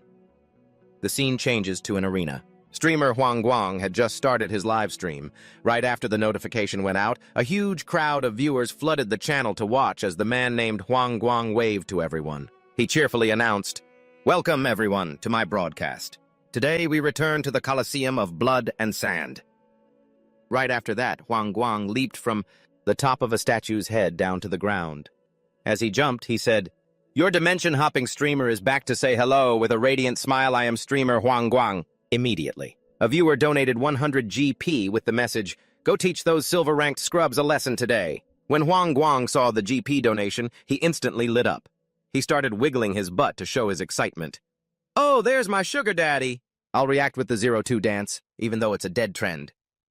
Behind Huang Guang, many other players looked furious at the sight of him. Everyone grit their teeth, thinking to themselves, "It's that bastard again." The bastard they were all wishing would get hit by a car and be bedridden for a few years. That's him. Streamer Hyun Kong. He's a famous streamer known for his looks and exaggerated antics, a notorious troll who used to be a gold-ranked player. But he purposely dropped himself down to bronze rank to create content, calling it a deep-sea expedition. He doesn't care about the game anymore, he only cares about having fun. And people call him the ultimate troll. His gear and stats are still at gold level, so it seems he gets a kick out of harassing and killing players in bronze who are weaker than him. Hyun Kong feigned innocence, saying, "I'm not a devil, you know." The people behind him were trembling, thinking, "They were right, you really are a gangster." After the introduction ended, Huyn Kwang began his noob hunt. He looked all around to pick out his first victim, then said excitedly, "All right, let's do this. That's enough of this boring stuff. Let's see who the first victim will be." Suddenly, Huyn Kwang saw a strange sight. He exclaimed in shock, "Content located!" In front of him was the man himself, Jihan, who had been extremely popular lately. With the title of the Sword King's brother-in-law, Huyn Kwang immediately grabbed his mic and ran up to Jihan. "Mr. Seong Jihan, I'd love to interview you "Oh, brother-in-law of the Sword King, best player in the Bronze League, destroyer of the twin sword statue, you're known by so many nicknames." "You've been getting a ton of attention lately." Jihan didn't answer and coldly turned his face away. He thought to himself, he's a BottoTube streamer, huh? So loud. Now that I think about it, I believe there are still a few BottoTube achievements I haven't gotten yet. I'll boost my viewers count a bit. Meanwhile, Huin Kuang was cheerfully telling his viewers, "Oh, everyone, I've been completely and utterly ignored." After that, based on the comments, Huin Kuang realized that Jihan had also started his own live stream. He panicked, thinking to himself, "Crap, just now! Did I just give him free advertising? I need people to watch my stream, not his. What if all my viewers jump over to Jihan's channel?" Suddenly, a quest appeared before Huin Kuang. Quest Creator. Channel 5th Grade Class 2. Kill Seong Jihan and make him drop to last place. Quest reward is 2,000 GP. Huin Kuang froze in shock after reading it. What? 1 GP is about 1,001, so that's like 2,000,001? I can't believe someone would offer such a huge price just to kill Jihan in a game. After looking at the comments, it seemed the quest creator was also a member of the Sword King clan. They even promised that if Huin Kuang completed it, they would increase the reward. Immediately after, a series of notifications about the increased reward appeared before Huin Kuang. He knew these people had a grudge against Jihan, but he never thought they'd be this crazy. Right after that, very quickly, the reward for the mission to assassinate Jihan had already climbed to nearly 32,000 GP, but the number just kept climbing. Huin Kuang covered his mouth in shock. He stared at the status window, thinking, it's already over 30,000. Now it's hitting 40,000. At this rate, I might even get 50,000 GP. Following that, when the announcement, "All players have been summoned, the game will now begin," rang out, the number stopped increasing.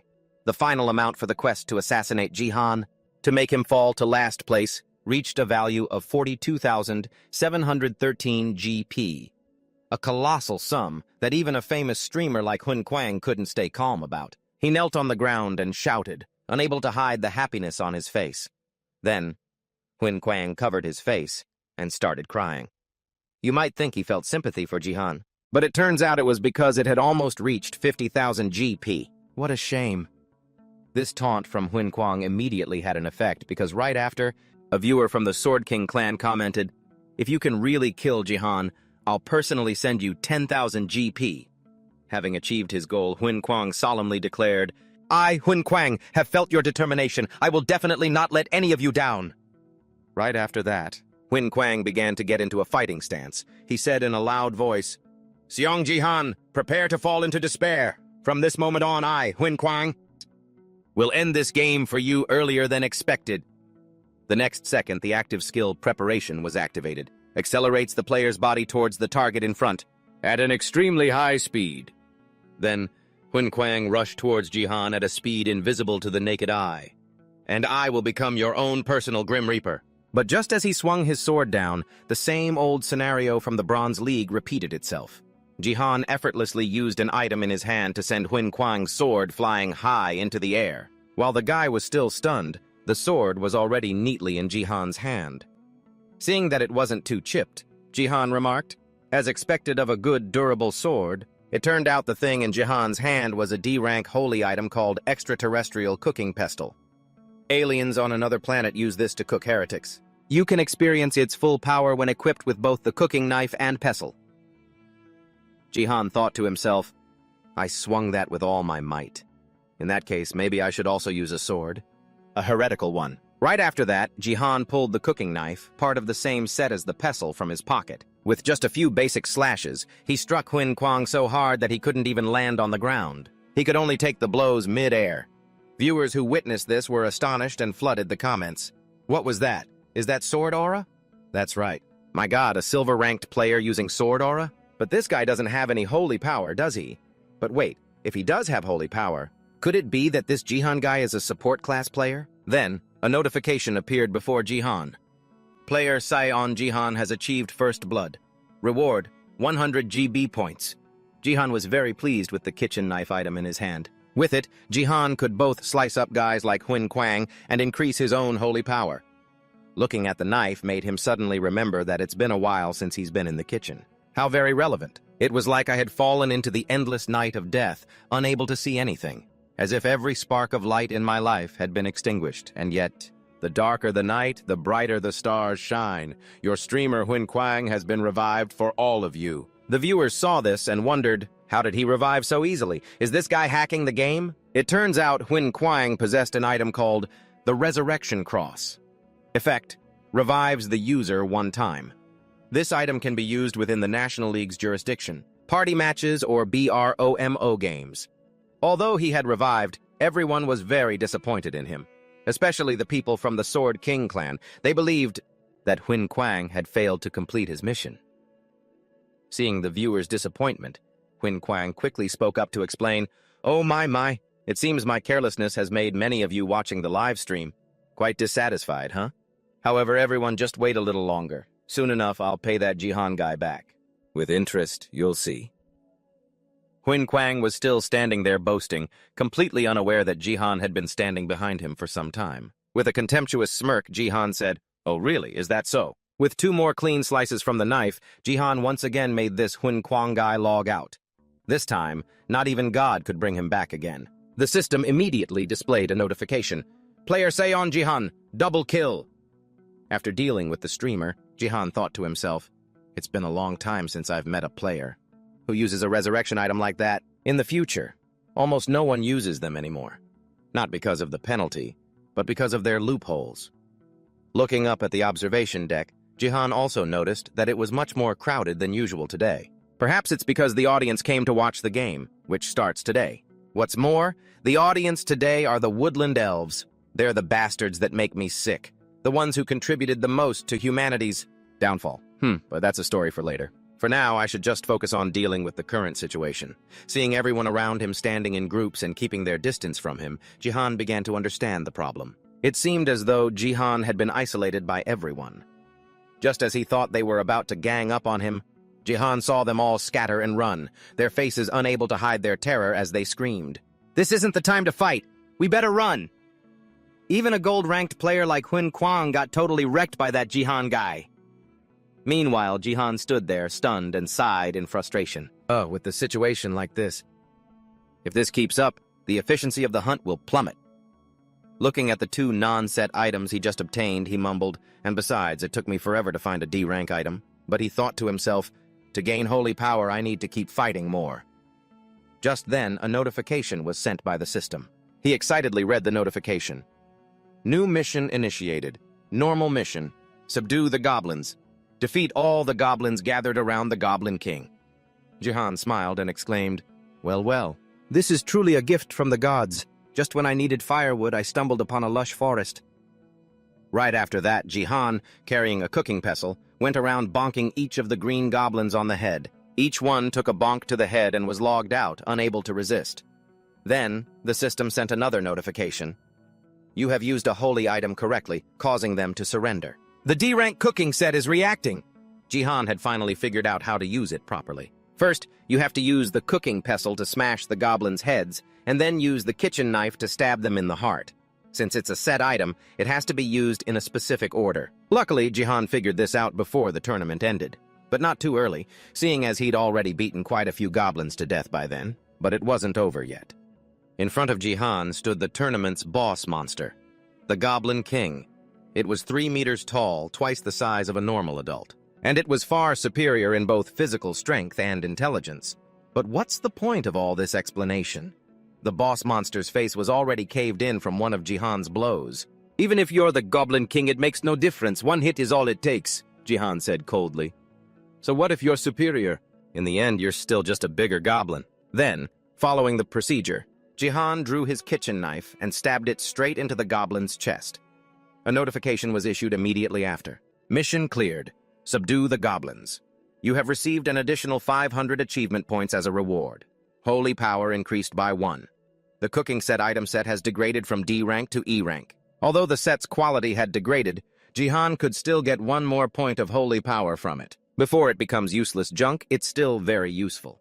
But these 2 items are too slow. They can't keep up with Jihan's monster hunting speed. Perhaps he needs to change his target to the group of players far off in the distance. This bunch seems intent on avoiding Jihan, standing really far away to fight. Jihan starts rolling up his sleeves and says, This is annoying, but I guess I have no choice. If the mountain won't come to me, then I will go to the mountain. After that, Jihan's entire body radiated a terrifying power. Seething with killing intent, he carried his cooking set like a god of death and walked towards the group of players. The crowd of viewers started sending their thoughts and prayers online for the people in this Silver League. One viewer criticized, "Jihan doesn't seem very good at managing his stream, huh? Still, he's way better than that talentless, useless guy who died early." At the same time, in the high-end urban area of Gangnam Seoul, the guy named Hun Kwang was at home. He proved himself to be a true keyboard warrior when he read those critical comments. He immediately understood the situation. Furious, Hun Kwang pointed at the screen and yelled, "That useless guy everyone's talking about. They mean me, don't they?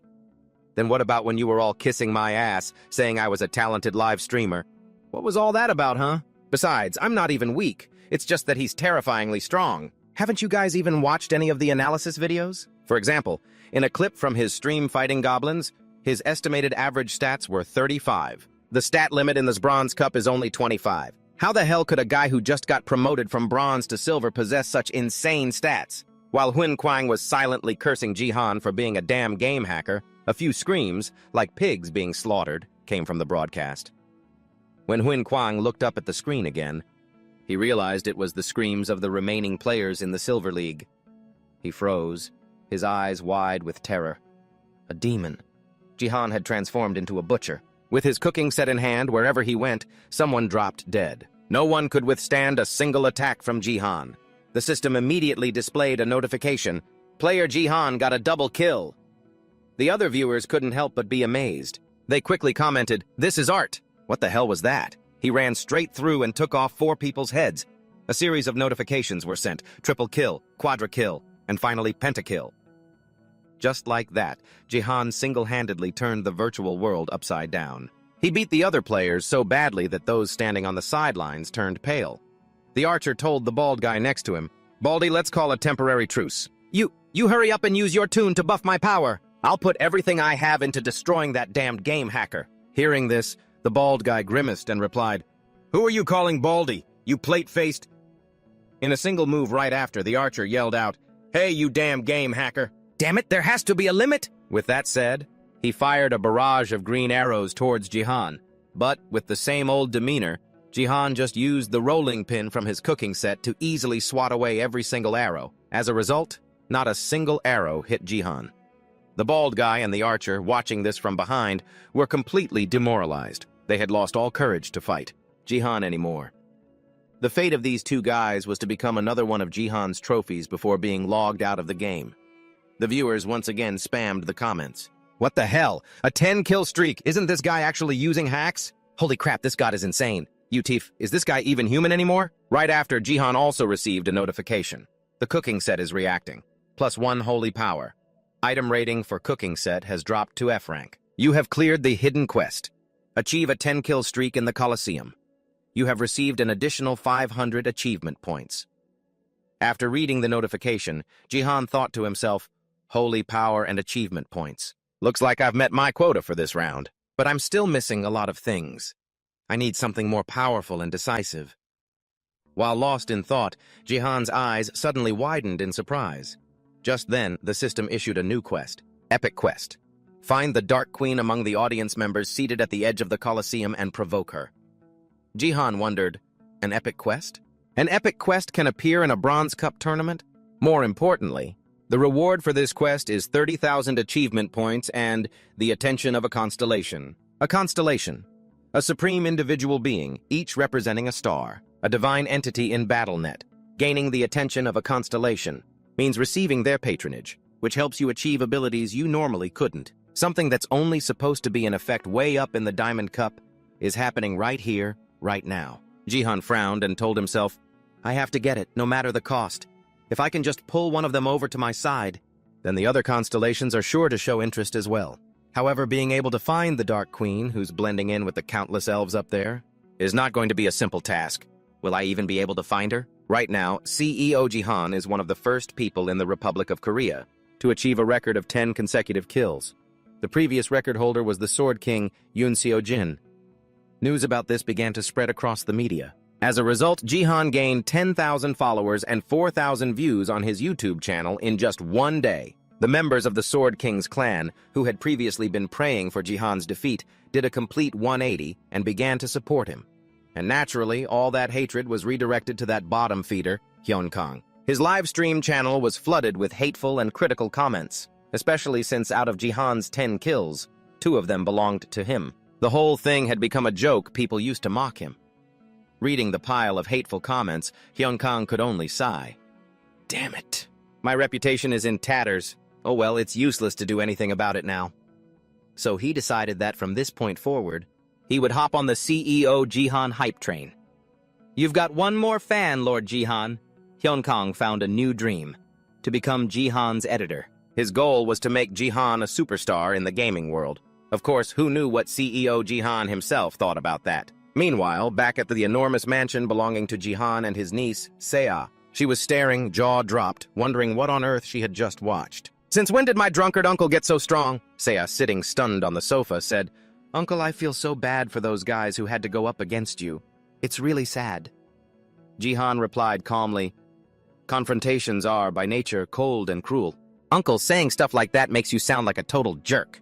Seiya then added, Also, why were so many people trying to donate to you? And why did you block them all? Hearing that, Jihan opened his info window to check. It turned out he'd just forgotten to change his settings. It wasn't that he was refusing donations. Seeing this, his niece suggested something. Well, since you're planning to accept donations, why don't you go ahead and change the minimum donation amount? If you don't, won't it be super annoying to have notifications popping up all the time? Finding her suggestion perfectly reasonable, Jihan agreed wholeheartedly. You're right. Maybe I should set the minimum to 10 million won? Hearing that figure, his niece's jaw dropped. 10 million won? Are you planning to rob people online? To be honest, I'm not really concerned about the donation money right now. I'm more worried about the epic quest that unlocked. It's telling me to find and provoke the Dark Queen, but I have no idea how. How am I supposed to find the real Dark Queen among all those people in the stands? Just then, Seiya spoke up. Uncle, do you need some help? I can always tell something's wrong when you make that face. She suggested, Why don't you tell me what's going on? Maybe I can help. Jihan gave a surprised smile. He thought to himself, She really is so much like her mother. Her personality, the way she speaks, her gestures, she's exactly like her. So Jihan sat down on the sofa and started to briefly explain his current quest to Seiya.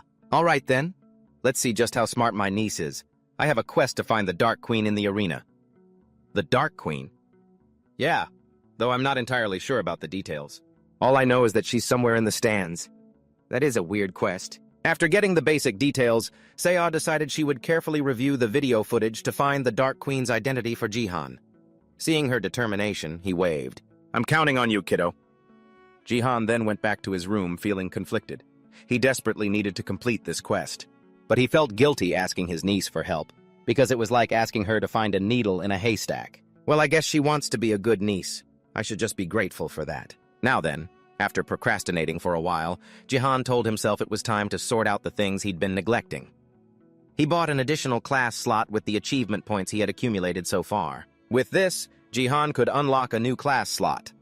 Among the 3 remaining options, Warrior, Mage, and Archer, he made his choice for his second class. Jihan chose the Mage class.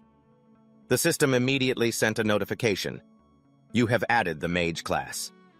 Instantly, a purple aura of power enveloped the entire room. Jihan could even feel a new kind of power flowing from his heart. It felt very different from when he had holy power. The reason Jihan chose the Mage class after already having a support class was because of the unique stat that could only be obtained after unlocking these 2 classes. A unique power called Force. Before his regression one day, Jihan had overheard that guy Baron, a guildmaster from America, accidentally mention it while he was drunk. The old man Baron put his arm around Jihan's shoulder. I'm so pissed, Jihan, he confided. Exasperated, Jihan replied, Guildmaster, how many more times are you going to talk about that? Baron, his face as red as a monkey's butt, retorted, If you had just played by the rules back then, I would have accepted you as an American and treated you much better. For some reason, Jihan didn't understand. Normally, this guy was very arrogant and cold, but whenever he got drunk, he would confide in Jihan. But that day, he said something very strange. But I think that someday, you and I could become great friends, you know. Force? Jihan didn't understand what the man was saying, so he asked, "Force? Do you mean it's your skill?" Baron asked in return, You don't know? I thought I told you about it before. Force is a stat that appears when you combine holy power and mana to a perfect degree. Of course, that's just in theory. It's not nearly that easy. Other people can't even try, because I'm the only one with 2 classes. This is something that only I can do, because I have 2 status windows for my 2 classes, Mage and Support. That was the reward Baron received for the Triple S rank gift. Jihan, shocked, asked again, "The only condition is having 2 classes?" Baron continued, "That's right. There's also one other condition. Your holy power must be level 10 or higher." Baron replied with extreme confidence, "The reason I'm telling you everything without hiding a thing is because I'm the only person who can have 2 classes at once. It wouldn't matter even if the whole world knew." Jihan stared at Baron, thinking to himself, he's confident that he's the only person in the world who possesses 2 classes at the same time. But his arrogance is well-founded. It's true that only Baron could possess force and a power overwhelming enough to rule the galaxy. But that's not going to be the case anymore.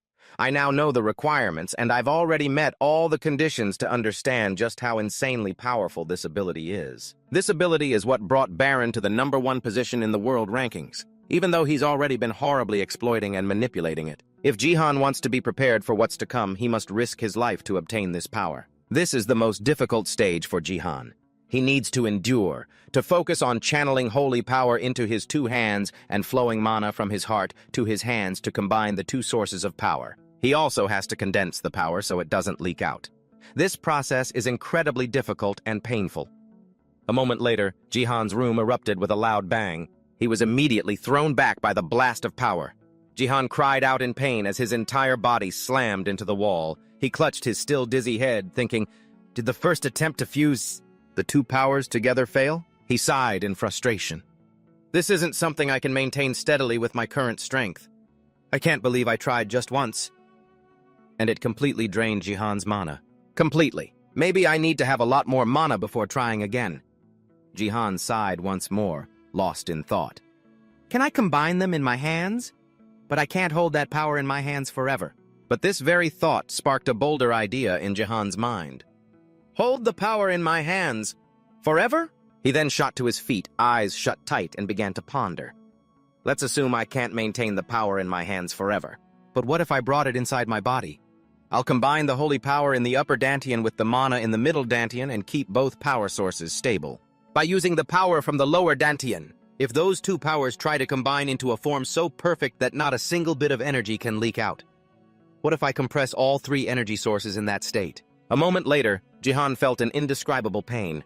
A chaotic red power quickly invaded and enveloped his entire body. It caused him extreme agony. He was trying to combine all 3 dantians. A danger warning was immediately issued. Player has exceeded maximum tolerance thresholds. Searching for life-threatening factors. Jihan's agonized screams reached Seiya's room not far away. She immediately grew worried.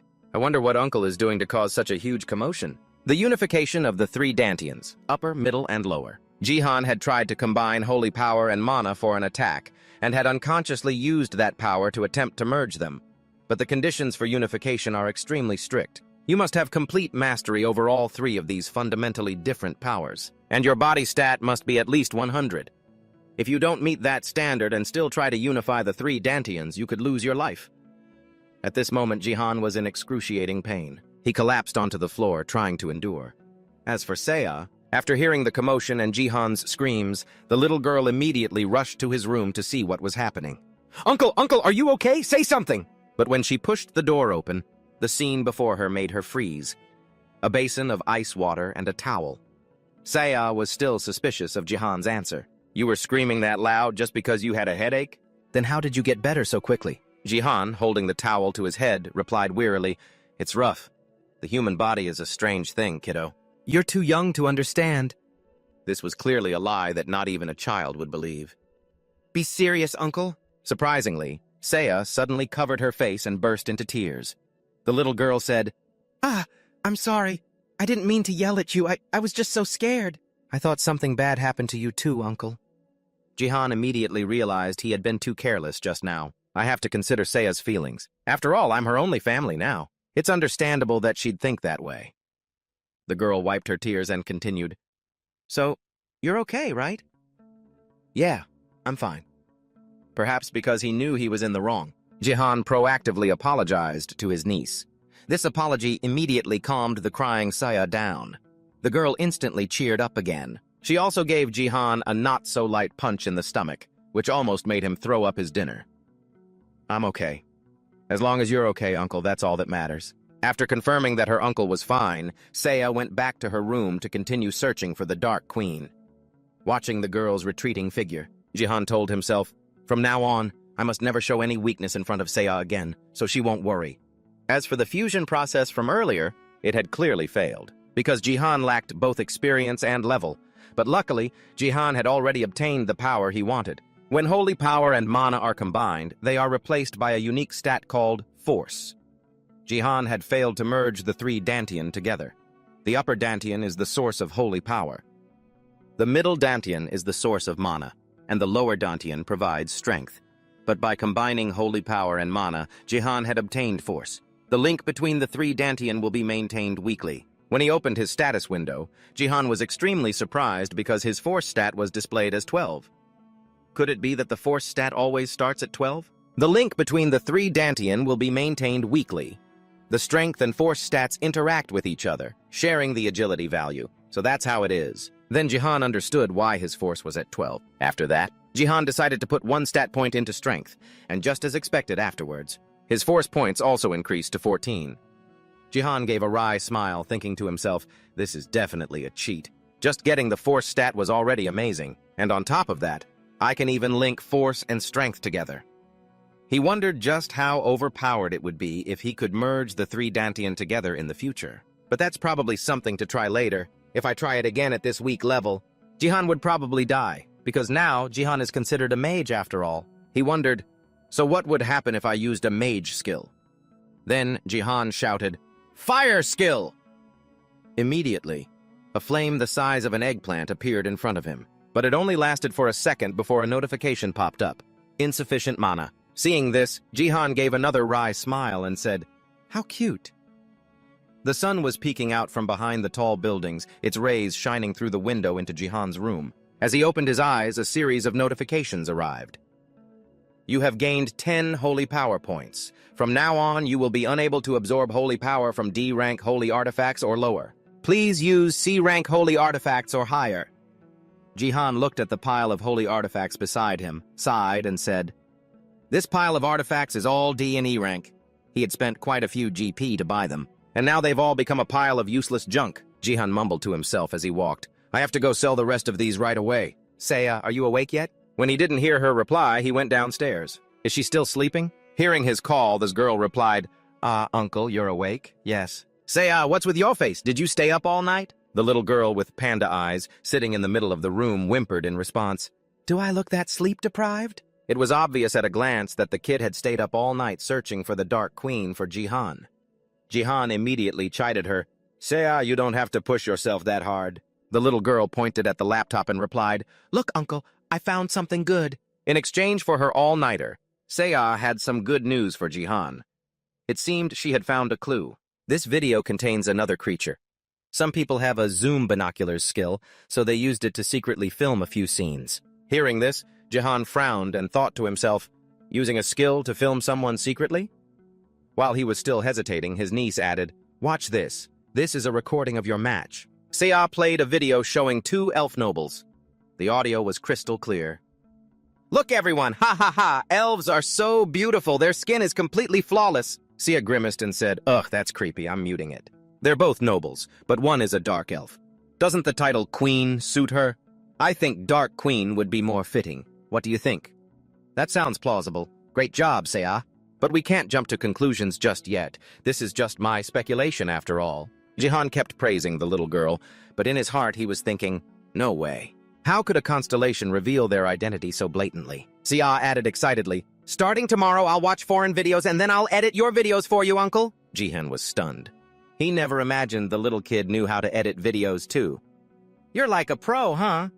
The little girl said proudly, Of course. So you'll edit videos with me? You know how to edit? Yeah, just a little. I used to make videos for my dad, you know. I was the one who made all of his combat videos. Her words made Jihan instinctively glance at the shattered picture of the Sword King on the wall. He couldn't help but feel a surge of rage, thinking to himself, Yoon Se-jin, that bastard! Did you really just abandon your own daughter here all alone? You pathetic scumbag!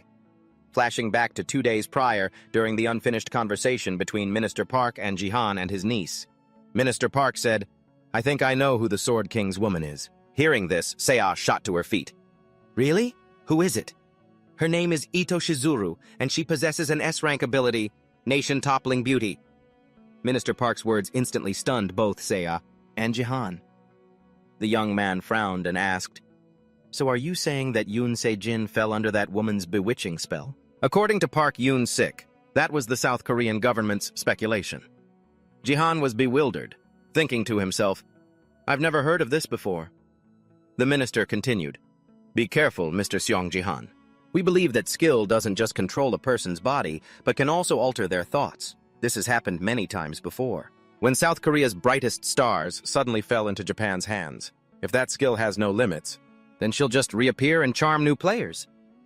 After hearing this, Jihan immediately began investigating Ito Shizuru's nation-toppling beauty, but he couldn't find a single piece of information related to her. Japan is really keeping this woman under wraps. Not a single piece of information has been leaked. Maybe Minister Park is right. I need to be careful with her myself. Otherwise, one day, I might become her target too. If what the minister said is true, then I'm afraid those people from Japan have already started to make their move. Jihan also needed to prepare a few things to deal with any unexpected events that might occur. While Jihan was busy preparing, on Japan's side, a plane belonging to the Japan Self-Defense Forces had already landed in South Korean territory. Early the next morning, both Jihan and his niece Seiya were dressed splendidly. She called out softly, Uncle, are you ready yet? We're going to be late. Jihan, adjusting his clothes as he walked, replied, Yeah, I'm almost done. Let's go, it's time to greet our honored guests. The elevator began its descent. Looking at Seiya's face, Jihan immediately realized she was very nervous. He spoke up to reassure her, Just relax. There's nothing to worry about. Seiya sighed and replied, Still, this is my first time appearing in public since the incident with my father, so I'm a little nervous. I just have to be brave and confident like last time. We have no reason to be ashamed of what other people think. We haven't done anything wrong. Jihan's warm, comforting words helped Seiya relax a great deal. After passing through the gates into the grand hall, Jihan added, Most of the people here already know what they want to hear. In front of the uncle and niece was a crowded grand hall. They were waiting outside, preparing to enter. Everyone was dressed formally and elegantly. The atmosphere exuded luxury and splendor. As soon as Jihan and his niece appeared, someone from behind spoke up. We were waiting for you, Mr. Seong Jihan. Everything you requested has been prepared. You may enter now. Thank you, sir. I'll be counting on you to handle everything until the event is over. It turned out the person who had just spoken was Minister Park. Mr. Park Yoon-sik said, I was very surprised by your request at first. I had never considered auctioning the Sword King's collection, so that's what this was about. What Jihan had proposed to Minister Park was to auction off the Sword King's collection, also known as the Auction of the Assets and Cherished Items of the Former Sword King, Yoon Se-jin, hosted by Department 8 of the Net Korea and Yoon Se-ah. At the time, Minister Park didn't understand why Jihan was doing it, but now he realized Jihan's purpose. You want to lure the Japanese into showing up here, don't you? Without a moment's hesitation, Jihan confirmed it. Minister Park was absolutely right. All the auction items Jihan had chosen were to serve this purpose. Yoon Se-jin's connection device and the combat data within it. That's precisely what Japan is targeting. Therefore, Jihan could say with certainty that Japan would be forced to act. Based on the current situation, according to Jihan, that Sword King might even show up himself. Whatever he does, this event will force the people of Korea to face the truth, and they'll have no choice but to accept it. Hearing those words from Jihan, Minister Park, who was beside him, was utterly astonished. Mr. Jihan.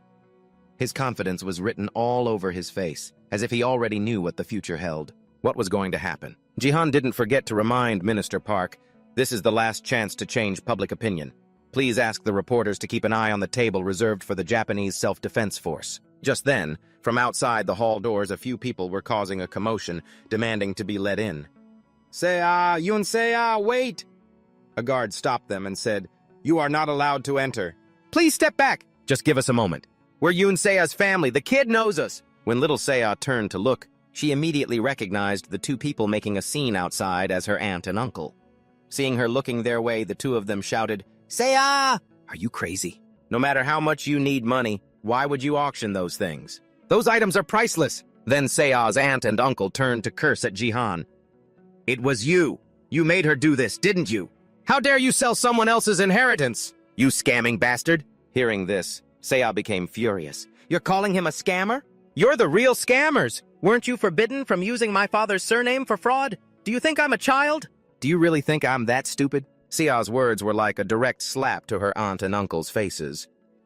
"You think I don't know your goal is to take my father's money while he's not here?" Another direct hit from Seiya to her so-called relatives. They were purple with rage, but couldn't get a single word out. The little girl enunciated every word clearly. "What my father left for me is mine. You have no right to interfere with what I want to do with it. Get them out of here. They don't have the right to be here. Let's go, uncle." After Seiya's declaration, her aunt and uncle were immediately kicked out of the auction by security. Jihan realized that his little niece had truly grown up. She even knows how to talk back now. He didn't need to worry so much about her anymore. After dealing with the recent mess, Minister Park pushed the door open, turned back and said, "Mr. Jihan, Miss Seiya, we've arrived. I will lead you in." As Jihan and Seiya appeared, the reporters there immediately focused all their attention on them. "There they are! It's Mr. Jihan! Quick, take pictures!" Then came a barrage of questions. "Mr. Jihan, can you tell us the purpose of this auction? I heard you're allowing other countries to participate in the auction. What is the reason for this? Miss Yun Seiya, please look this way. Is it true that this sword and bow donation and this auction are all due to outside interference?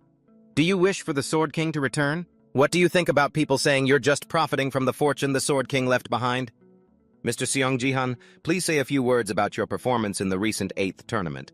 The reporters bombarded the two of them with questions as they walked past, but a few of the questions were insulting to Seiya, which made Jihan not happy at all. Instantly, Jihan used his power. He controlled his fingertips and shattered all the cameras there. Not a single reporter knew what had just happened to their equipment. They all exclaimed in horror, "Why did the camera suddenly break? It wasn't even on. How could it be broken?"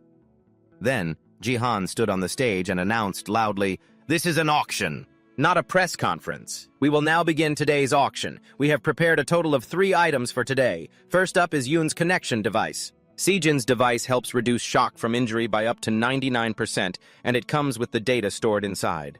In addition, we have Yoon Sejin's analysis data, compiled by him personally, and analysis data on other high-ranking gamers in the Asia region." The crowd below immediately began to murmur, "Data on the Sword King. That seems very valuable. The analysis data will be useful for us, especially in the upcoming Korea-Japan match." Jihan knew for sure that these items were things they couldn't afford to miss. Data on high-ranking players wasn't something you could find anywhere else. At that moment, the first person raised their hand to speak. As he looked towards the person who raised their hand, astonishment was clear on Jihan's face. The man said, "I am Takeda Kazuno, recruitment manager for the Japan Self-Defense Forces. If the auction has started, may I place a bid?" Immediately after, this Takeda Kazuno fellow offered a price of 5 billion yen for all of today's auction items. That number, 5 billion yen, instantly stunned everyone at the auction. Breaking out in a sweat, he continued, "Additionally, I'd like a private meeting with Miss Seiya and young Jihan after the auction concludes." Jihan knew exactly what he was up to.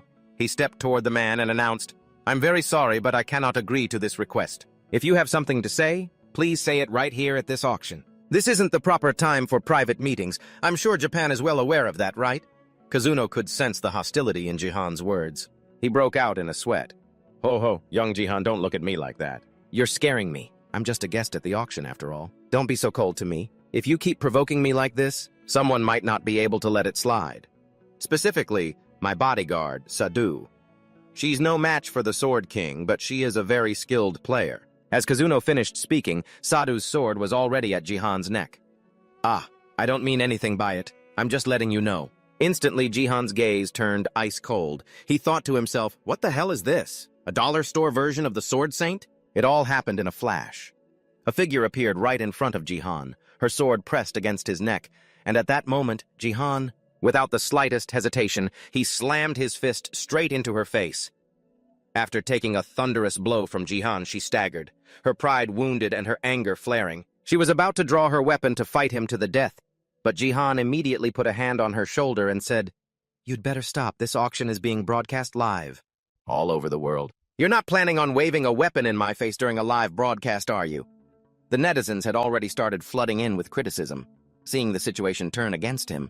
Takeda Kazuno from Japan immediately stepped forward to apologize. All right, that's enough. My bodyguard got a little carried away. Please allow me to apologize on her behalf. However, young Jihan, there are a few things we need to clarify. About the 5 billion yen, which includes the private meeting, I believe I need to hear an answer to that proposal, from Miss Sea's own lips.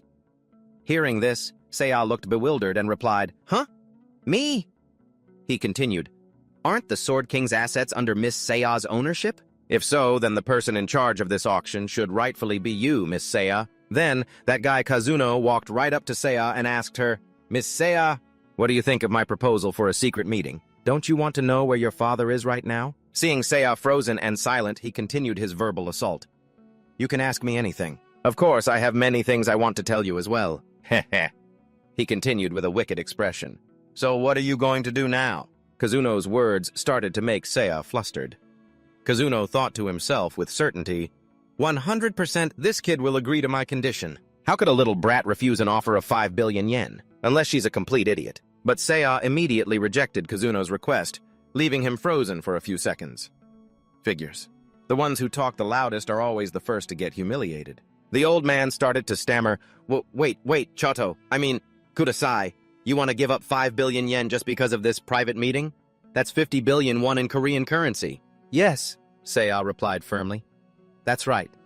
But my uncle told me that we need to be careful at a time like this, and if my father can only be contacted through money, then I don't want to hear any news about him at all. Besides, I'm still a minor, so I have to follow my uncle's advice. The crowd there let out a sigh of relief at Sea's words. Phew, that was a close call. I thought those Japanese guys were going to snatch up all of the Sword King's items. But we can't let our guard down yet. That's right. Even though she refused the private meeting, we don't know how much the Japan Self-Defense Force will bid now. Kazuno then announced, so you've refused the private meeting. I suppose there's no other choice then. In that case, we, the National Defense Force, will still bid 5 billion yen for those items. Even Jihan was surprised by this statement from Kazuno. He wondered suspiciously to himself, what kind of trick is he planning to pull now? Kazuno continued, to be honest, the private meeting was just an option that I added in on my own whim. I was instructed beforehand by the Sword King himself to bid 5 billion yen right from the start. The guy took out a letter and handed it to Zia. This is a letter from the Sword King for you, Miss Zia. As soon as Zia looked at the letter, she recognized the name on it. Itoryu Hei, the name the Sword King started using after becoming a naturalized Japanese citizen. That guy, Kazuno, turned to the other bidders present. Is it really this easy to get the Sword King's items? Or is it that Korea's 8th total Netto team can't even afford 5 billion yen to bid against me? This taunt from him was like a direct slap in the face to the Koreans present. He even turned to mock Jihan. Well now, this auction seems to have ended rather quickly, hasn't it? That man, Jihan thought, is the head of personnel recruitment for the the Japan Self-Defense Forces. Before the regression, he was banned from entering the United States. He was strangely good at recruiting foreign players, and for that, he was called the Great Calamity of Japan. He smiled cheerfully and said, Well then, Mr. Seong Jihan, shall we start writing up the contract? Jihan thought to himself. He might be connected to the player who uses kingdom-toppling beauty. These two are probably closely related. I need to keep an eye on him. Snapping out of his thoughts, he replied, All right. With this atmosphere, things don't look good. Japan acquired these items far too easily, as if we had promised to give them to them from the start. This is going to look terrible in front of the media. The crowd at the auction was dejected. 5 billion yen right from the first bid?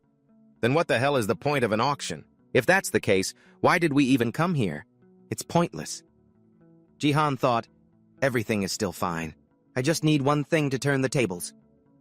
Just then, Zea's voice rang out. It seemed she was reading the letter her father, the Sword King, had sent her. Zea, I heard on the news that you donated the Sword Palace. I don't know why you did that, but it truly is a great pity. This is the last asset I will leave to you, so use it wisely. And this is the end of our father-daughter relationship. So don't expect to see me again. Wiping her tears, Zea added, That's what's written in the letter. This is definitely my father's handwriting. Jahan's eyebrows furrowed. He thought to himself, kingdom-toppling beauty. I heard it can control a person's mind. It seems that wasn't just speculation, but the truth. I've hated that man for a very long time, but at the very least, he was always a very good father to Zia. I can't believe he would do this to Zia. After that, Zia stood before everyone and tore the Sword King's letter to shreds. She declared loudly, "Mr. Takeda, please relay this message to Mr. Ito for me. I have received his assets, and I am also very happy to sever this relationship. Oh, that's right, but I've accidentally torn the letter now. Does that mean I've just created more work for the cleaning staff?"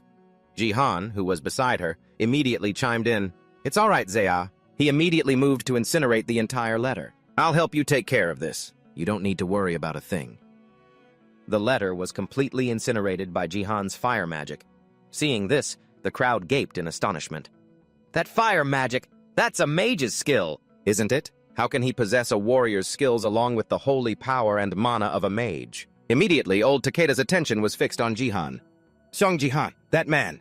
I want him. He is the one we Japan must have." While the old man was lost in thought, hundreds of people rushed toward Jihan. They scrambled to offer their guild business cards, saying, "Mr. Jihan, I heard you don't belong to any guild, is that right? We'll meet any of your demands. You just have to join my guild. I'd even wash your feet for you!" Jihan had to politely refuse them. "Everyone, wait a minute. Rushing me like this is making me a little uncomfortable. I'm not really in the mood to discuss these matters right now." While Jihan was busy turning the crowd down, Zaya suddenly called out, "Uncle!"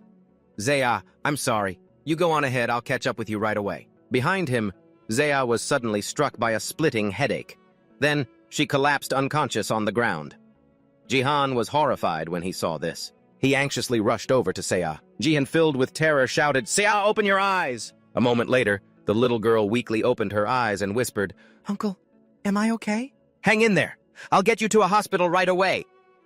But then the little girl grabbed the hem of Jihan's shirt and whispered in his ear, "Uncle, I'm just acting." Her words left him completely stunned, not understanding what was happening.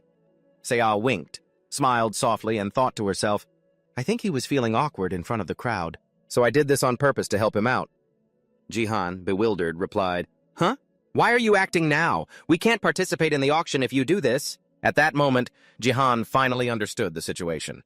He let out a long sigh and thought, "Oh my God, this kid is exactly like her older sister, from her intelligence to her looks." Then Jihan stood before everyone there and announced, "I'm very sorry, but I'll have to end this auction early. My niece's health is in jeopardy. She needs to rest." Both Jihan and his niece, Sei-ah, were putting on an act in front of everyone.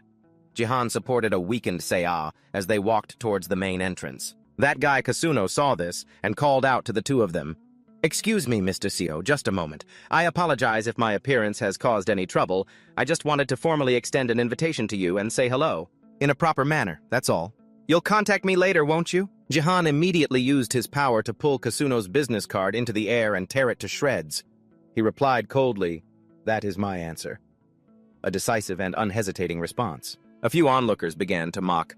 "Look at that! The head of recruitment for the world's 4th-ranked guild just got rejected by a Bronze League Korean player. That old geezer must be furious, right?"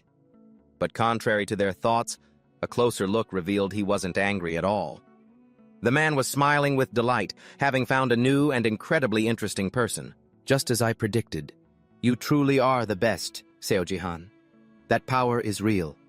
And that mysterious power that tore up the business card too, with that source of power alone, he's more than worth investing in. Even if he's only a Bronze League player, he's a rising star who will grow even more in the future." That guy Kasuno swore that he would recruit this Jihan, no matter the cost. After leaving the auction, the uncle and niece high-fived in celebration. Jihan started praising her. "Your acting is on par with an A-list star. You even had me fooled." Saya replied smugly, "Ahem. Is there anything I'm not good at, uncle?" "Cooking." At that moment, a notification suddenly appeared in front of Jihan. "You have one unread message."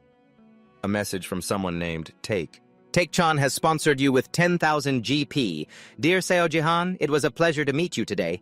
Let's meet privately next time. Forever your fan, signed Take-chan."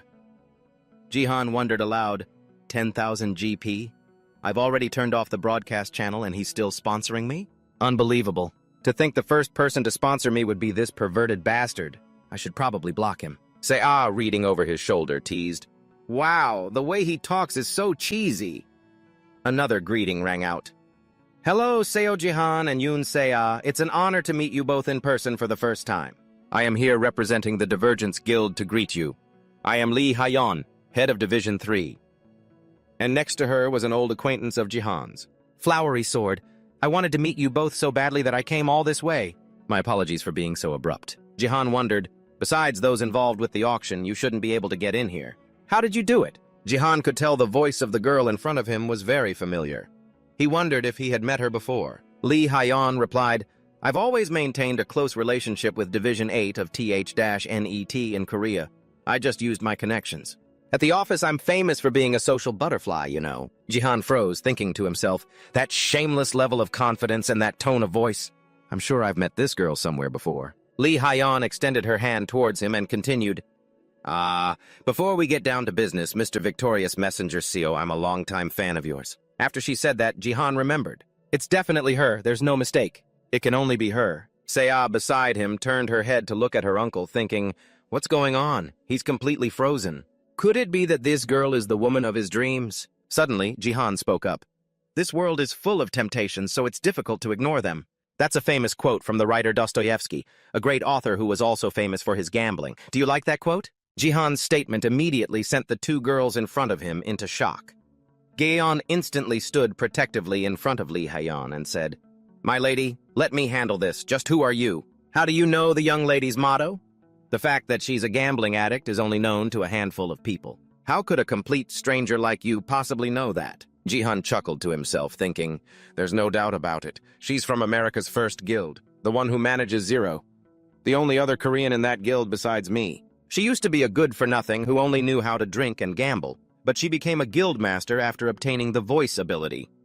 At first, the voice ability was a skill that was only used to receive support effects after the tutorial ended. Its growth potential expanded to all other aspects, including stats and gift levels. The S-rank skill, voice, and the experience growth effect. The designated player's stats and gifts were increased.